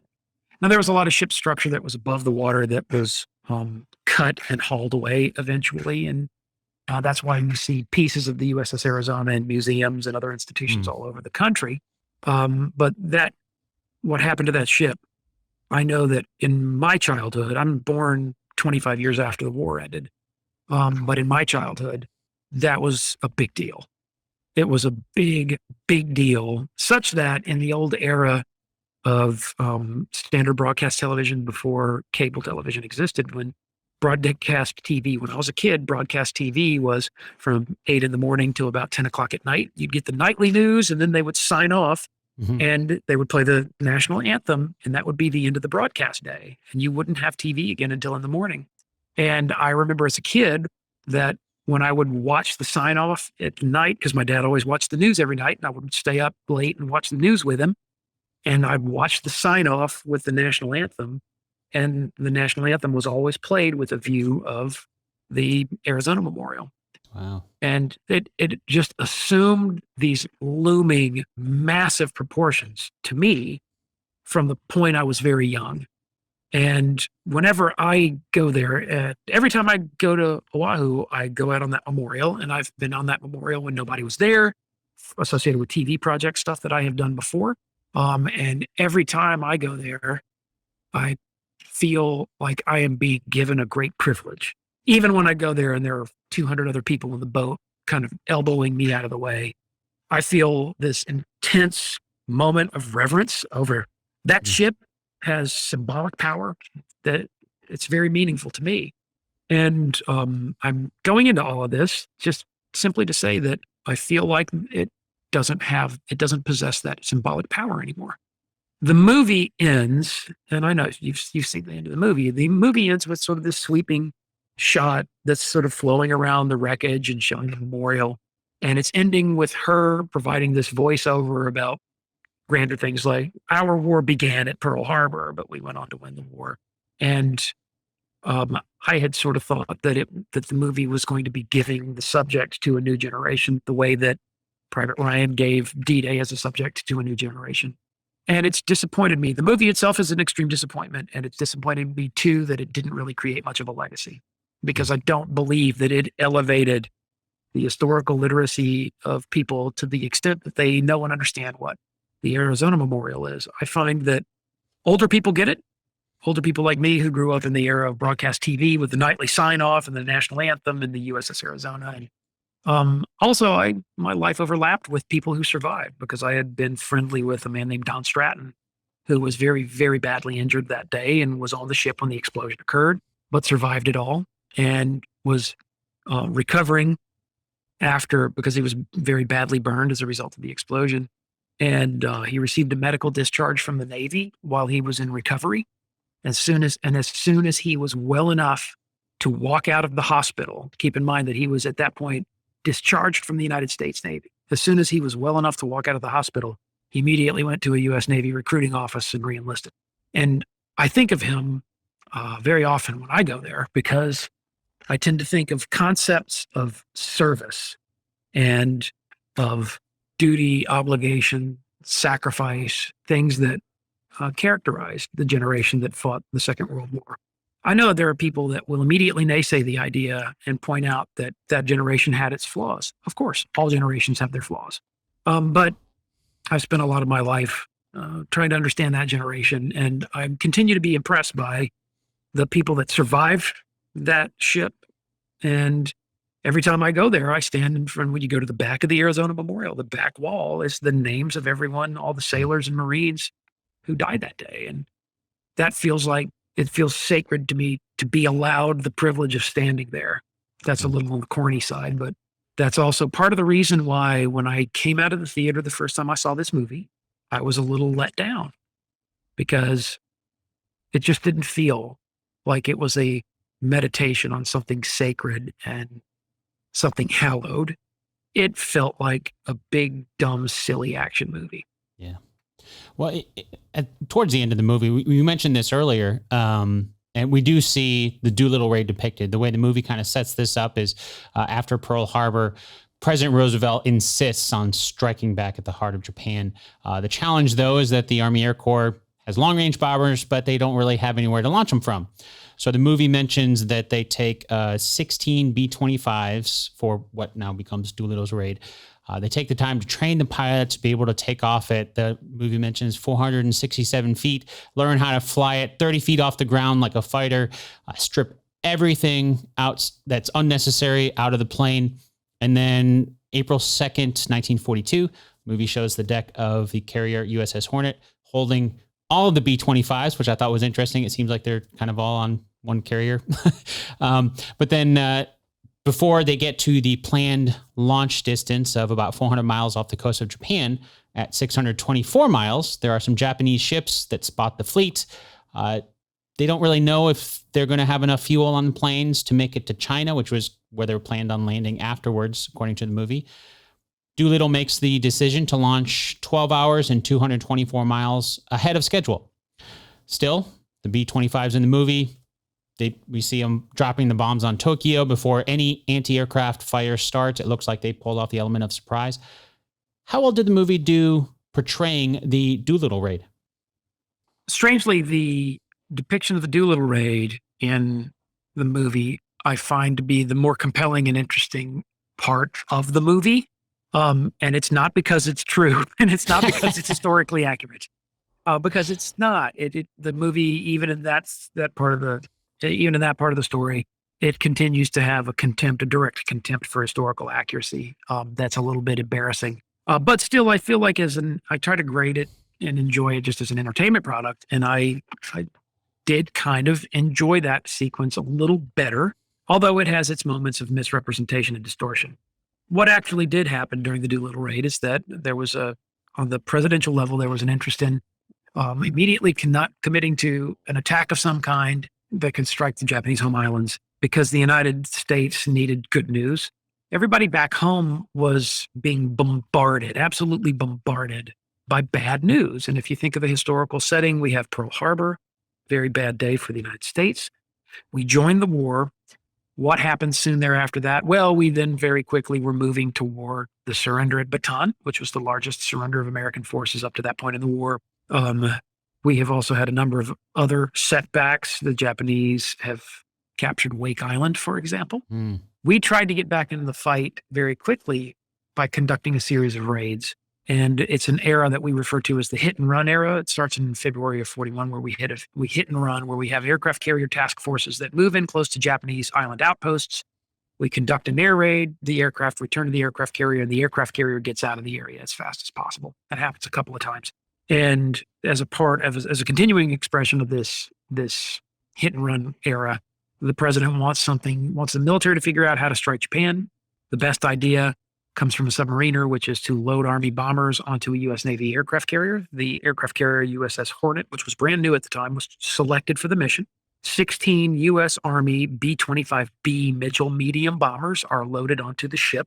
They are too big to go below deck, so the aircraft have to ride across the Pacific, lashed down on the flight deck of the ship, which is why you get the unusual appearance of 16 twin-engine bombers tied down on the deck of an aircraft carrier.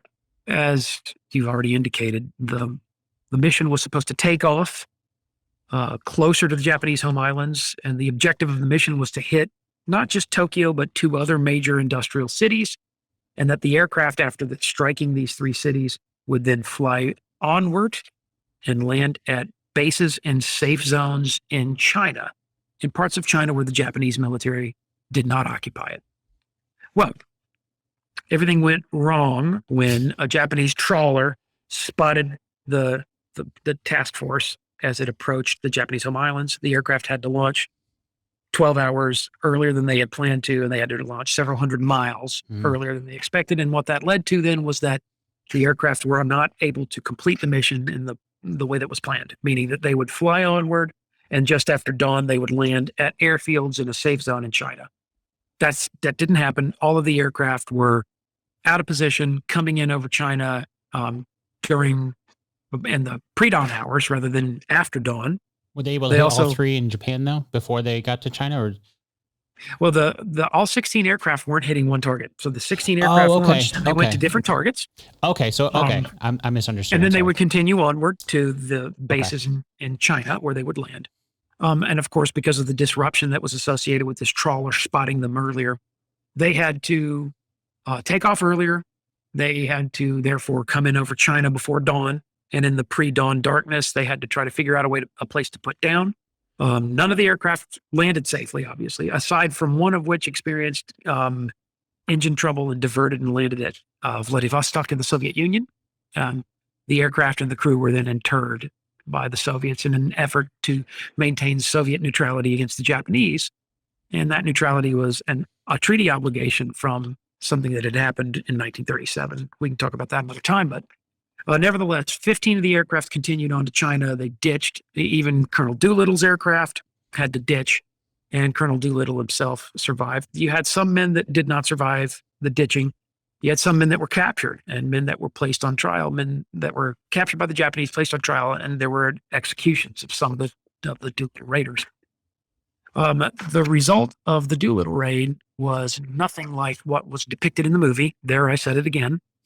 In that what the movie does is it's Michael Bay's idea of everything, because in Michael Bay's mind, every explosion is a gas explosion that lives 300 feet into the air. The reality was that the Doolittle Raid produced very modest success on against the targets, meaning that bombs were dropped. They did hit their targets. The results were nowhere near as spectacular as Michael Bay would have you think they were. But nevertheless, American bombs had fallen on the Japanese home islands, and that was a turning point in the course of the Second World War for the Empire of Japan. Because what the Empire of Japan did in the aftermath of the Doolittle Raid was that the Empire of Japan made a series of critical decisions about the best way to defend the home islands. And the Japanese would ultimately decide to conduct. They committed to a large-scale opposed amphibious landing operation that would occur in June of 1942, by which they would conduct amphibious landings against two island groups, one of which is called Kure, and the other one is called Midway. And that the idea of carrying out landings at Kure and Midway would provide the Japanese with a fleet anchorage and a seaplane base deeper in the Pacific, but close enough to strike the Hawaiian Islands. And that would function as like a fence, almost like a cordon that stretched deep into the Pacific, such that the United States would never be able to succeed again in sneaking up to the Japanese home islands the way that they had on April 18, 1942 during the Doolittle Raid. So the Doolittle Raid pretty much directly led to Midway. Definitely. The attack on Midway. It definitely did. Wow. Okay. Yeah, I didn't realize there was that connection there that was so correlated. I mean, obviously there was the war, but yeah.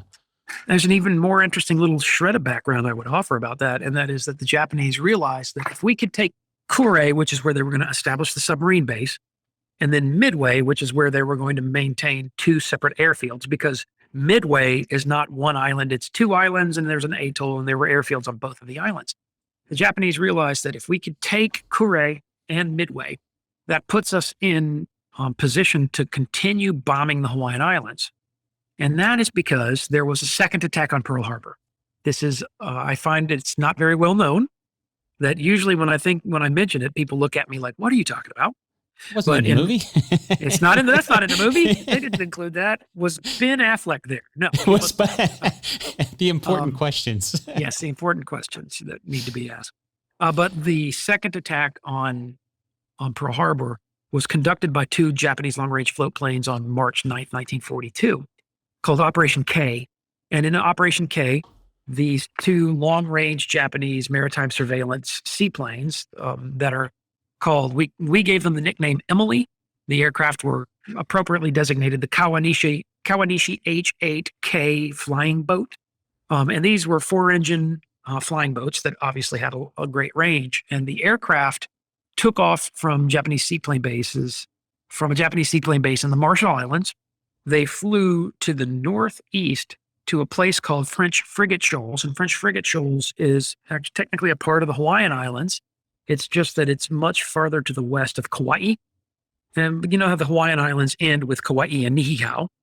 And if you go I think it's another 400 or so miles beyond Kauai and Niihau, you get to French Frigate Shoals, which at that stage was an area of shallow water with what was left of a volcanic cone from millions of years ago.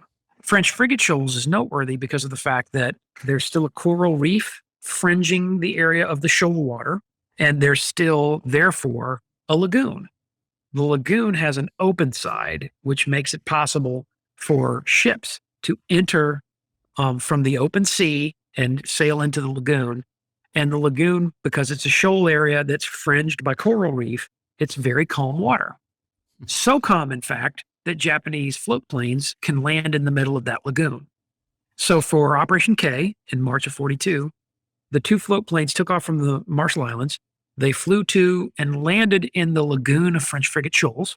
There were two Japanese long-range submarines waiting for them there because, again, that lagoon is open on one side, open to the open sea.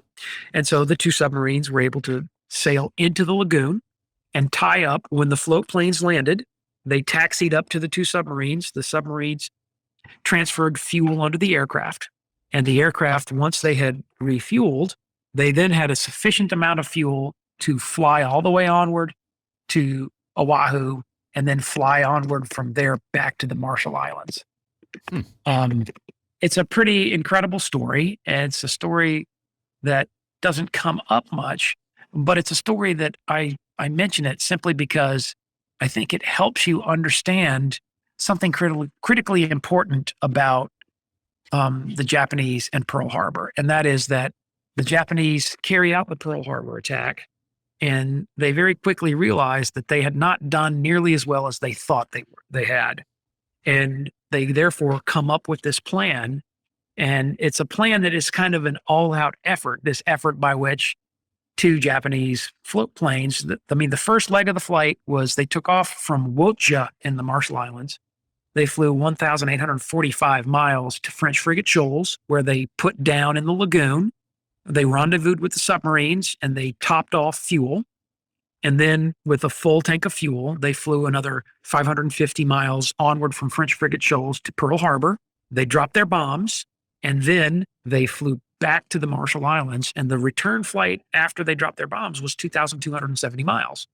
So that's a total distance of over 4,600 miles in one flight operation. Wow. It was interrupted by, of course, refueling at French Frigate Shoals. And I wanted to mention it and describe it to you. It's because of the fact that the Japanese quickly realized, we missed a lot. They were aware, even at this point, that the United States had this ongoing salvage operation. Even by February 42, just a few months after the attack, word had gotten out because there were spies in Hawaii. And word had gotten out that the United States Navy was involved in a full salvage operation of the ships that had been damaged and sunk on December 7th. And the Japanese wanted to do something to interfere with that salvage operation. And so they come up with Operation K, the very ambitious operation with the two float planes. And as it turns out, luck was not on their side. Luck was on their side on December 7th, but it was not on the day of Operation K, March 4th, 1942. And when the two aircraft got to Oahu, they approached it from the north. They were picked up on radar. Aircraft were sent to intercept them. It was very cloudy. The interceptors never found the two Japanese float planes, and the Japanese float planes were 6 miles farther to the east of where they thought they were. They thought they were coming in directly over Pearl Harbor, and instead they were coming in the island over the area where the Punch Bowl Cemetery is today, which is basically Honolulu. So instead of coming in over the harbor, they come over Honolulu. One aircraft doesn't drop its bombs because they're looking down through broken cloud cover. They can't see anything. That aircraft drops its bombs south of the island and then returns to the Marshall Islands. The other aircraft dropped its bombs on what's called Tantalus Ridge, which is it's the ridge line that's immediately to the north of the area of the Punch Bowl Cemetery on Oahu. And there are still craters there from the bombs that were dropped by that aircraft that day. In the aftermath of Operation K, the Japanese realized, God, it sure would be so much more convenient if we had a base operation that was closer, whereby we could work and get aircraft up here, and we wouldn't have to go through something as complicated as we did on March 4th with Operation K. Then the Doolittle Raid happens. And that's the point at which these discussions of establishing a forward operating base much closer to the Hawaiian Islands, that's when those discussions really go into high gear. And that's the point at which the Japanese make the critical decision to embark on the battle that we now know as Midway. Wow. Yeah, that's fascinating. I never knew about the second attack. Yeah. Second attack it's a footnote. It's a weird footnote. I tend to be a big acolyte of that story because I think it's far more important than the short shrift that it has been given. And I think when you understand the story of Operation K, the second attack, I think it helps you to understand December 7th a little bit better. Yeah. And it helps you to understand that the Japanese, they punched us and they punched us hard, but they didn't destroy the Pacific Fleet. Right. And the Pacific Fleet was in the process of being salvaged when the Japanese tried to punch us again. The Japanese had this idea that really didn't recede until later in 1942. This idea that, there was an idea that they're still out there. They could still attack us. Partly that's in place because of the fact that they attack Hawaii, they attack Guam, they attack the Philippines. They attack Midway on December 7th, by the way. They eventually then conduct landings at Wake Island, and then they ultimately capture Wake Island. There was this sense that I think has drifted away from us that they're still out there and they're still dangerous and they could still come back to Hawaii. And it's not until you get into 1943 that ideas of the Japanese conducting an attack again against Hawaii, it's not until 43 that those ideas sort of begin to dissipate. Certainly throughout calendar year 1942, there was a big concern that the Japanese could come back in the form of an amphibious landing or at least an air raid. And they did come back in an air raid in March of 42. It's just an air raid that for the most part, nobody noticed. Everybody heard a few explosions. Nobody understood it, but Hawaii was under martial law. The military was training. You could kind of go, oh, there were some explosions last night, but it's probably just training. And then the military never wanted to explain what happened because we didn't want to provide the spies on Oahu with greater amounts of detail about either the success or the failure of a Japanese operation. Right. And that's a point about this movie that I think is worth mentioning, is that this movie flirts with this idea of spies on Oahu. And it does so in a couple of scenes, and the most noteworthy of which is this very bizarre scene where you see a dentist. The dentist, in his yes. office, yes, and there were some. And U.S. intelligence just happens to be listening in on the phone at the time. They just seem to be listening in on all the phone calls, apparently. Yeah, and there's a really cool backstory to that as well. I can't keep you here all night long, but I would invite you to have a look at the Niihau incident, and that's an incident where one of the Japanese Zeros that was damaged over Oahu flew onto the island Niihau and ditched on that island and was then assisted by an American of Japanese ancestry on that island. And he would ultimately just burn his airplane. He would ultimately ransack the island with the help of this half Japanese, beekeeper. And he would ultimately then be killed by one of the Hawaiians on the island. And he's killed on, that would have been December 11th? No, not the 11th. He's killed after that. Maybe he's killed on the 12th. He's killed on the 12th. At any rate, there's an important reason for me mentioning this story, and that is that that pilot's name was Shigenori Nishikaichi. And Nishikaichi is helped by an American of Japanese ancestry on Niihau.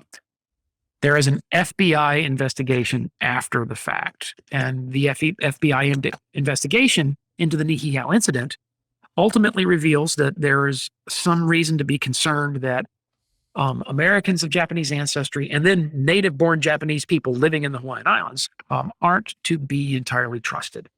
I'm not saying it's right. I'm saying it happened. Right. This would, to some extent, influence the president to issue Executive Order 9066, which was the internment order. But what the Niihau incident does on an immediate basis for the Hawaiian Islands is it leads the FBI into a certain level of suspicion for potential fifth column activity, meaning the activity of people who might not be faithful patriots, people who might be willing to help the enemy. And as a result of that, the FBI conducts some wiretapping on the island of people who were suspect. There are also people, because keep in mind, immediately after Pearl Harbor, there's martial law is put in place in all of Hawaii, in all of the territory of Hawaii, and martial law remains in place until October 1944. Wow. And under martial law, there's a dawn to dusk curfew. Dusk till dawn curfew. You have to have transport paperwork to go here or there. You are limited in where you can go on the island because there are areas of the islands that have been annexed or through a process of eminent domain, they have become military areas. And there were some people on the island that weren't happy about that. There were some people on the island who were agents of espionage. The most famous case that we're aware of is a man named Takeo Yoshikawa, who was a Japanese naval officer who worked at the Japanese consulate on Oahu. And Yoshikawa was, he operated there under a false name. And I can't remember what his false name was. I think it's asking too much of me to remember the false name that Takeo Yoshikawa used. But he operated under the false name Tadashi Moremura when he was on Oahu. And he was ultimately expelled when all of the consular staff was expelled because the Japanese had a consulate in Honolulu. And they had a consulate there because, for God's sake, 40% of the people living in the Hawaiian Islands were either Japanese or they were of mixed Japanese ancestry. And so it was obvious that you had a consular office there to assist the Japanese people and the people that were descendants of Japanese people that were on the island. When Takeo Yoshikawa went to work for the Japanese consulate on Oahu under the name Tadashi Moremura, he was supposedly there to help people process visa applications to visit Japan when he was actually there to spy. He was there spying on the American military. He is expelled. Let's figure out when he was expelled because I think he's expelled before the attack. He arrived on March 27th, 1941. I'm sorry, he was not expelled until after the attack. He didn't return to Japan until August 42. And that says something important because he was there before, during, and after the attack. And he was an agent of espionage. The consular staffs were ultimately expelled and exchanged, and he ended up staying behind. So there was a concern about this fifth column activity. The movie has a nod to that, and I'm extremely unhappy with the way that the movie does it. Because the movie manages to, at the same time, underrepresent and exaggerate the same thing, because they show things like a man who has a special camera rigged up, who's then walking around snapping photographs of the Navy base. There was a man who was a well-known photographer and operated. He had a photography studio in Honolulu. I'm trying to think of his name right now, but he took a number of famous photographs at Hickam of aircraft afterward. Tai Sing Lu was his name. Tai Sing Lu, who was Chinese, not Japanese. And I think what that character in the movie did was sort of blend the idea of Tai Sing Lu, the photographer, with Takeo Yoshikawa and kind of merge them into a composite character. There's a lot of composite character stuff that goes on in this movie. And none of it's well executed, by the way. The Chinese were fighting the Japanese, so that wouldn't make sense. It wouldn't make sense. But in the way it's depicted in the movie, it's a character who is obviously a Japanese man that's playing the person that's the photographer. Right. But I feel like that was partly inspired by Tai Sing Lu. And in the aftermath of the attack, there were people that were concerned that Tai Sing Lu was a Japanese agent. When he was Chinese, there were lots of cultural misunderstandings about this, which is why you see you see Chinese people in San Francisco that put up signs at their businesses saying, "I am Chinese, I am not Japanese," where they're pointing out the difference to a lot of people who were very angry and weren't. They didn't understand Asian culture enough to be able to tell the difference between Chinese and Japanese people. And they were blindly blaming Chinese people for the attack when Chinese people were our friends 100% of the way. But you had further to that story, the actual very real concern of people of Japanese ancestry who were living in the islands, who could gather espionage and gather intelligence. And we're pretty sure that it did happen even after the attack. The problem that you have, though, is that on February 16, 1942, when the president issues the internment order provided an exemption for the entirety of the territory of Hawaii. Because how are you going to lock up 40% of Hawaii? Yeah. You're not. You can't. Yeah. In the end, we locked up suspicious cases. We locked up people like the wife of the man who helped Shigenori Nishikaichi on Niihau during the Niihau incident. She was locked up, at first on Sand Island, and then at a place called Honouliuli. We ultimately created basically an internment camp in the Hawaiian Islands. It was nothing like Hart Mountain or all of the other internment camps in the United States. It was nothing to compare to that. But nevertheless, we had the very difficult situation of there was a significant population of people that the United States government immediately did not trust. And the way that the United States government reacted to that. And the movie is nodding to that idea and to that. I don't think the movie depicts this delicately or sensitively. I think the movie sort of runs over it like a bull in a china shop.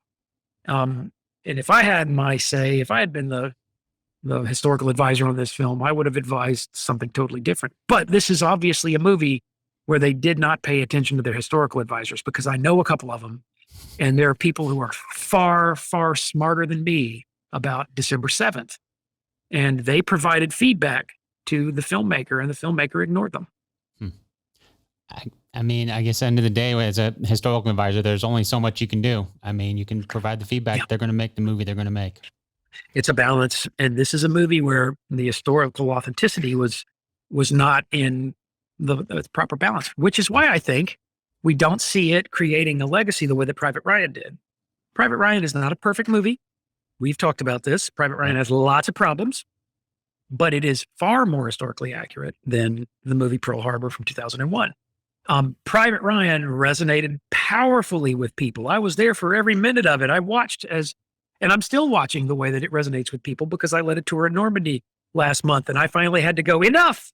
No more questions about Private Ryan. We're here on Omaha Beach. Let's talk about what really happened.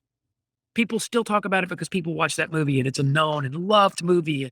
I admit to having had a great deal of enthusiasm about that movie when it came out. Pearl Harbor did not do that. The only area where there's a noticeable blip of enthusiasm is from young women.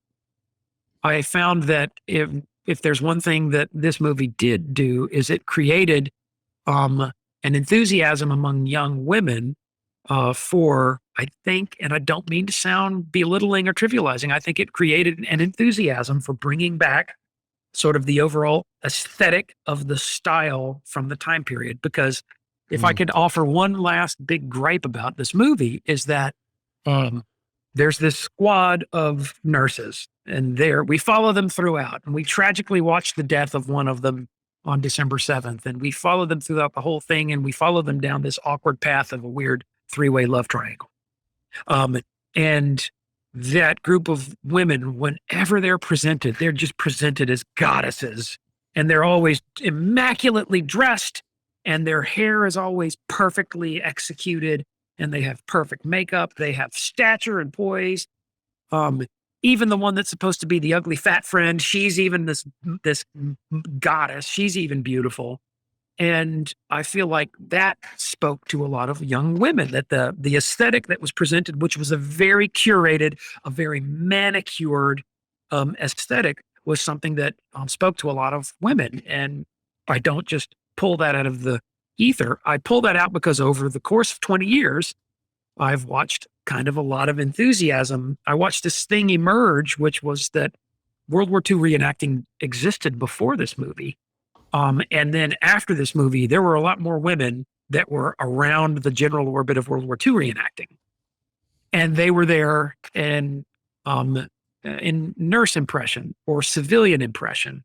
And there was an era where swing dances were a thing as a part of World War II reenactments. And I was seeing more and more young women were attending this and really kind of going into the fashion statements associated with the era. But at the same time, I should point out, just as an additional gripe, that it's a very 20th century, 20th century, early 21st century spin on what their fashion looked like. Because my big complaint is that these women always look completely perfect. And I think there was a lot less perfection going on. They have perfect makeup, perfect hair, and they're in styles that they're very flattering. And what I see in the photography of the era is that for women, they could obviously dress it up the way that men could, because it was an era when men would dress up with a zoot suit and put on a really dashing appearance, and women could get dressed up too. And I found that within the framework of their everyday lives, they don't look like these women look in this movie. Every single scene, these women are just perfect. And I feel like it's a little misleading and it's a little inaccurate. I did a great deal of work on what I think is probably my greatest legacy project as an historian in my lifetime, which was I had been involved with a piece of color film footage that was recorded during the attack. Maybe I sent it to you. I don't remember if I did, but I made a YouTube video about it. It's a couple that were at Hickam Army Airfield during the attack, Harold and Ada Oberg. And they had a camera and they had color film stock, and they recorded the only color film footage of the Japanese attack. What they got footage of was mostly aftermath and a bunch of billowing smoke clouds. So it wasn't appealing enough to TV producers to get a documentary film made, which is why I ended up making a documentary myself. And their story is still very, very interesting to me. And I spent a lot of time getting to know them, where they were, everywhere they were at every minute of the passing day on December 7th. And it was me following him, and he was in uniform because he was in the 11th Bombardment Group at Hickam, and me following her as the spouse, as the civilian, as the Army wife, and everywhere she went. And I ended up with a sort of a significant body of photography of her in Hawaii before the attack. She shows up on camera a couple of times during the attack. And then I have footage and photographs of her after the attack before she finally went home. She didn't go home until February 42. And she doesn't look like these women in this movie. She had obviously house coat, work around the house type outfits. Sure. There are photos of them when they were going out on the town and she looked spectacular. And then there are photos of her when it was obviously hot out and she wanted to dress in something that made sense. And she's not wearing makeup and she doesn't have perfectly manicured hair in a blowout, where her hair looks a little frizzy and it looks a little unkempt. And I feel like in this sense, this is a 3-hour-long music video in many respects, because you're bombarded constantly by beautiful people. I mean, there are a lot of people in this movie that aren't beautiful people, because certainly you get like Dan Aykroyd and Alec Baldwin, and you get some guy. They're not beautiful people, but you do get a lot of beautiful people perfectly made up. And that appealed to a certain cohort of people who watched this movie. And it wasn't the young men. I wasn't young when this movie came out. I would have been, 32 years old when this movie came out. Yeah. And to me, I was just like, get this thing away from me. I just didn't care for it. Whereas just a few years earlier, I mean, the trajectory of my life changed when Saving Private Ryan came out. And I saw it and I just was blown away by that movie. This movie came out and I was like, bleh. I believe that young women had a totally different experience with this movie than I did. Makes sense. I mean, and that's the way it is with movies. I mean, everybody, looks very different than they're movies. It looks very different than real life. That's normal. I think that's a common thing for Hollywood.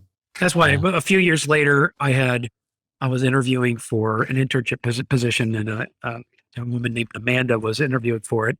And I had a standard battery of questions, and the number one question was, what got you interested in World War II history? And she immediately responded without having to think about it. Oh, Pearl Harbor. I love that movie. That movie's great. And I kind of went, okay, what was it about the movie that you liked? Because I was like already like, Amanda, wrong answer. And she meant, oh my God, the clothes were amazing. And she gave me an answer that clearly testified to the fact that what she liked about Pearl Harbor was totally different than what I disliked about it.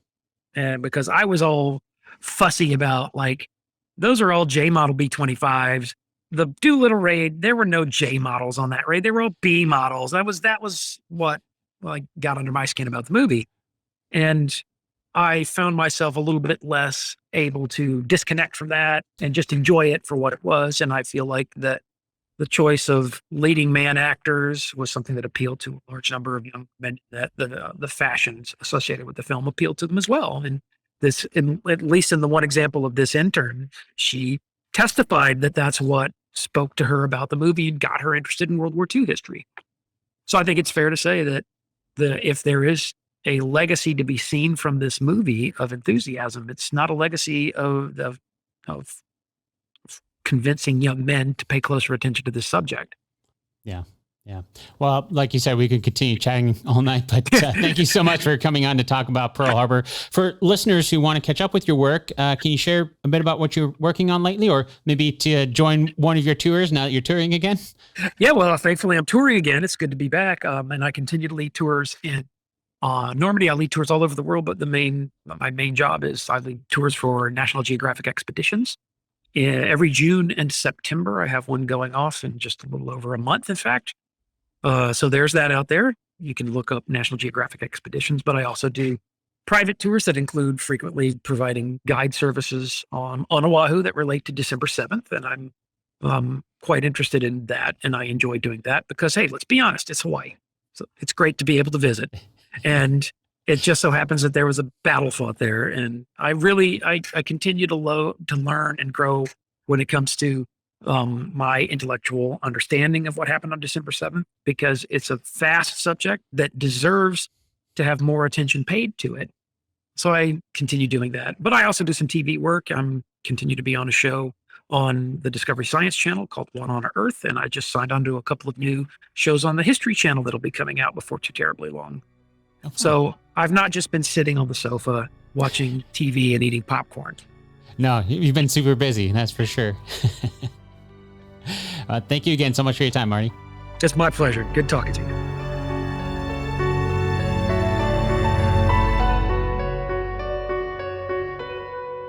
This episode of Based on a True Story was produced by me, Dan Lefebvre.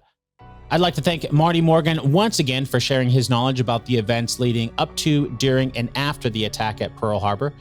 If you want to learn more about the true story, Marty has some great videos over on his YouTube channel, including the documentary that he mentioned in the episode about the Oberg color film footage of Pearl Harbor on December 7th, 1941.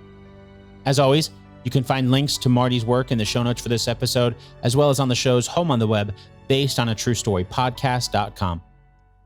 Okay, now it's time for the answer to our 2 truths and a lie game from the beginning of the episode. And as a refresher, here are the 2 truths and 1 lie. Number 1, Pearl Harbor was not the only place the Japanese planned for the attack in Hawaii. Number 2, only 2 American pilots got into the air during the attack at Pearl, and they later went on to fly during the Doolittle Raid.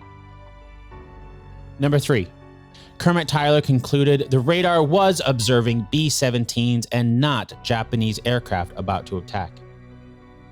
Did you find out which one is a lie?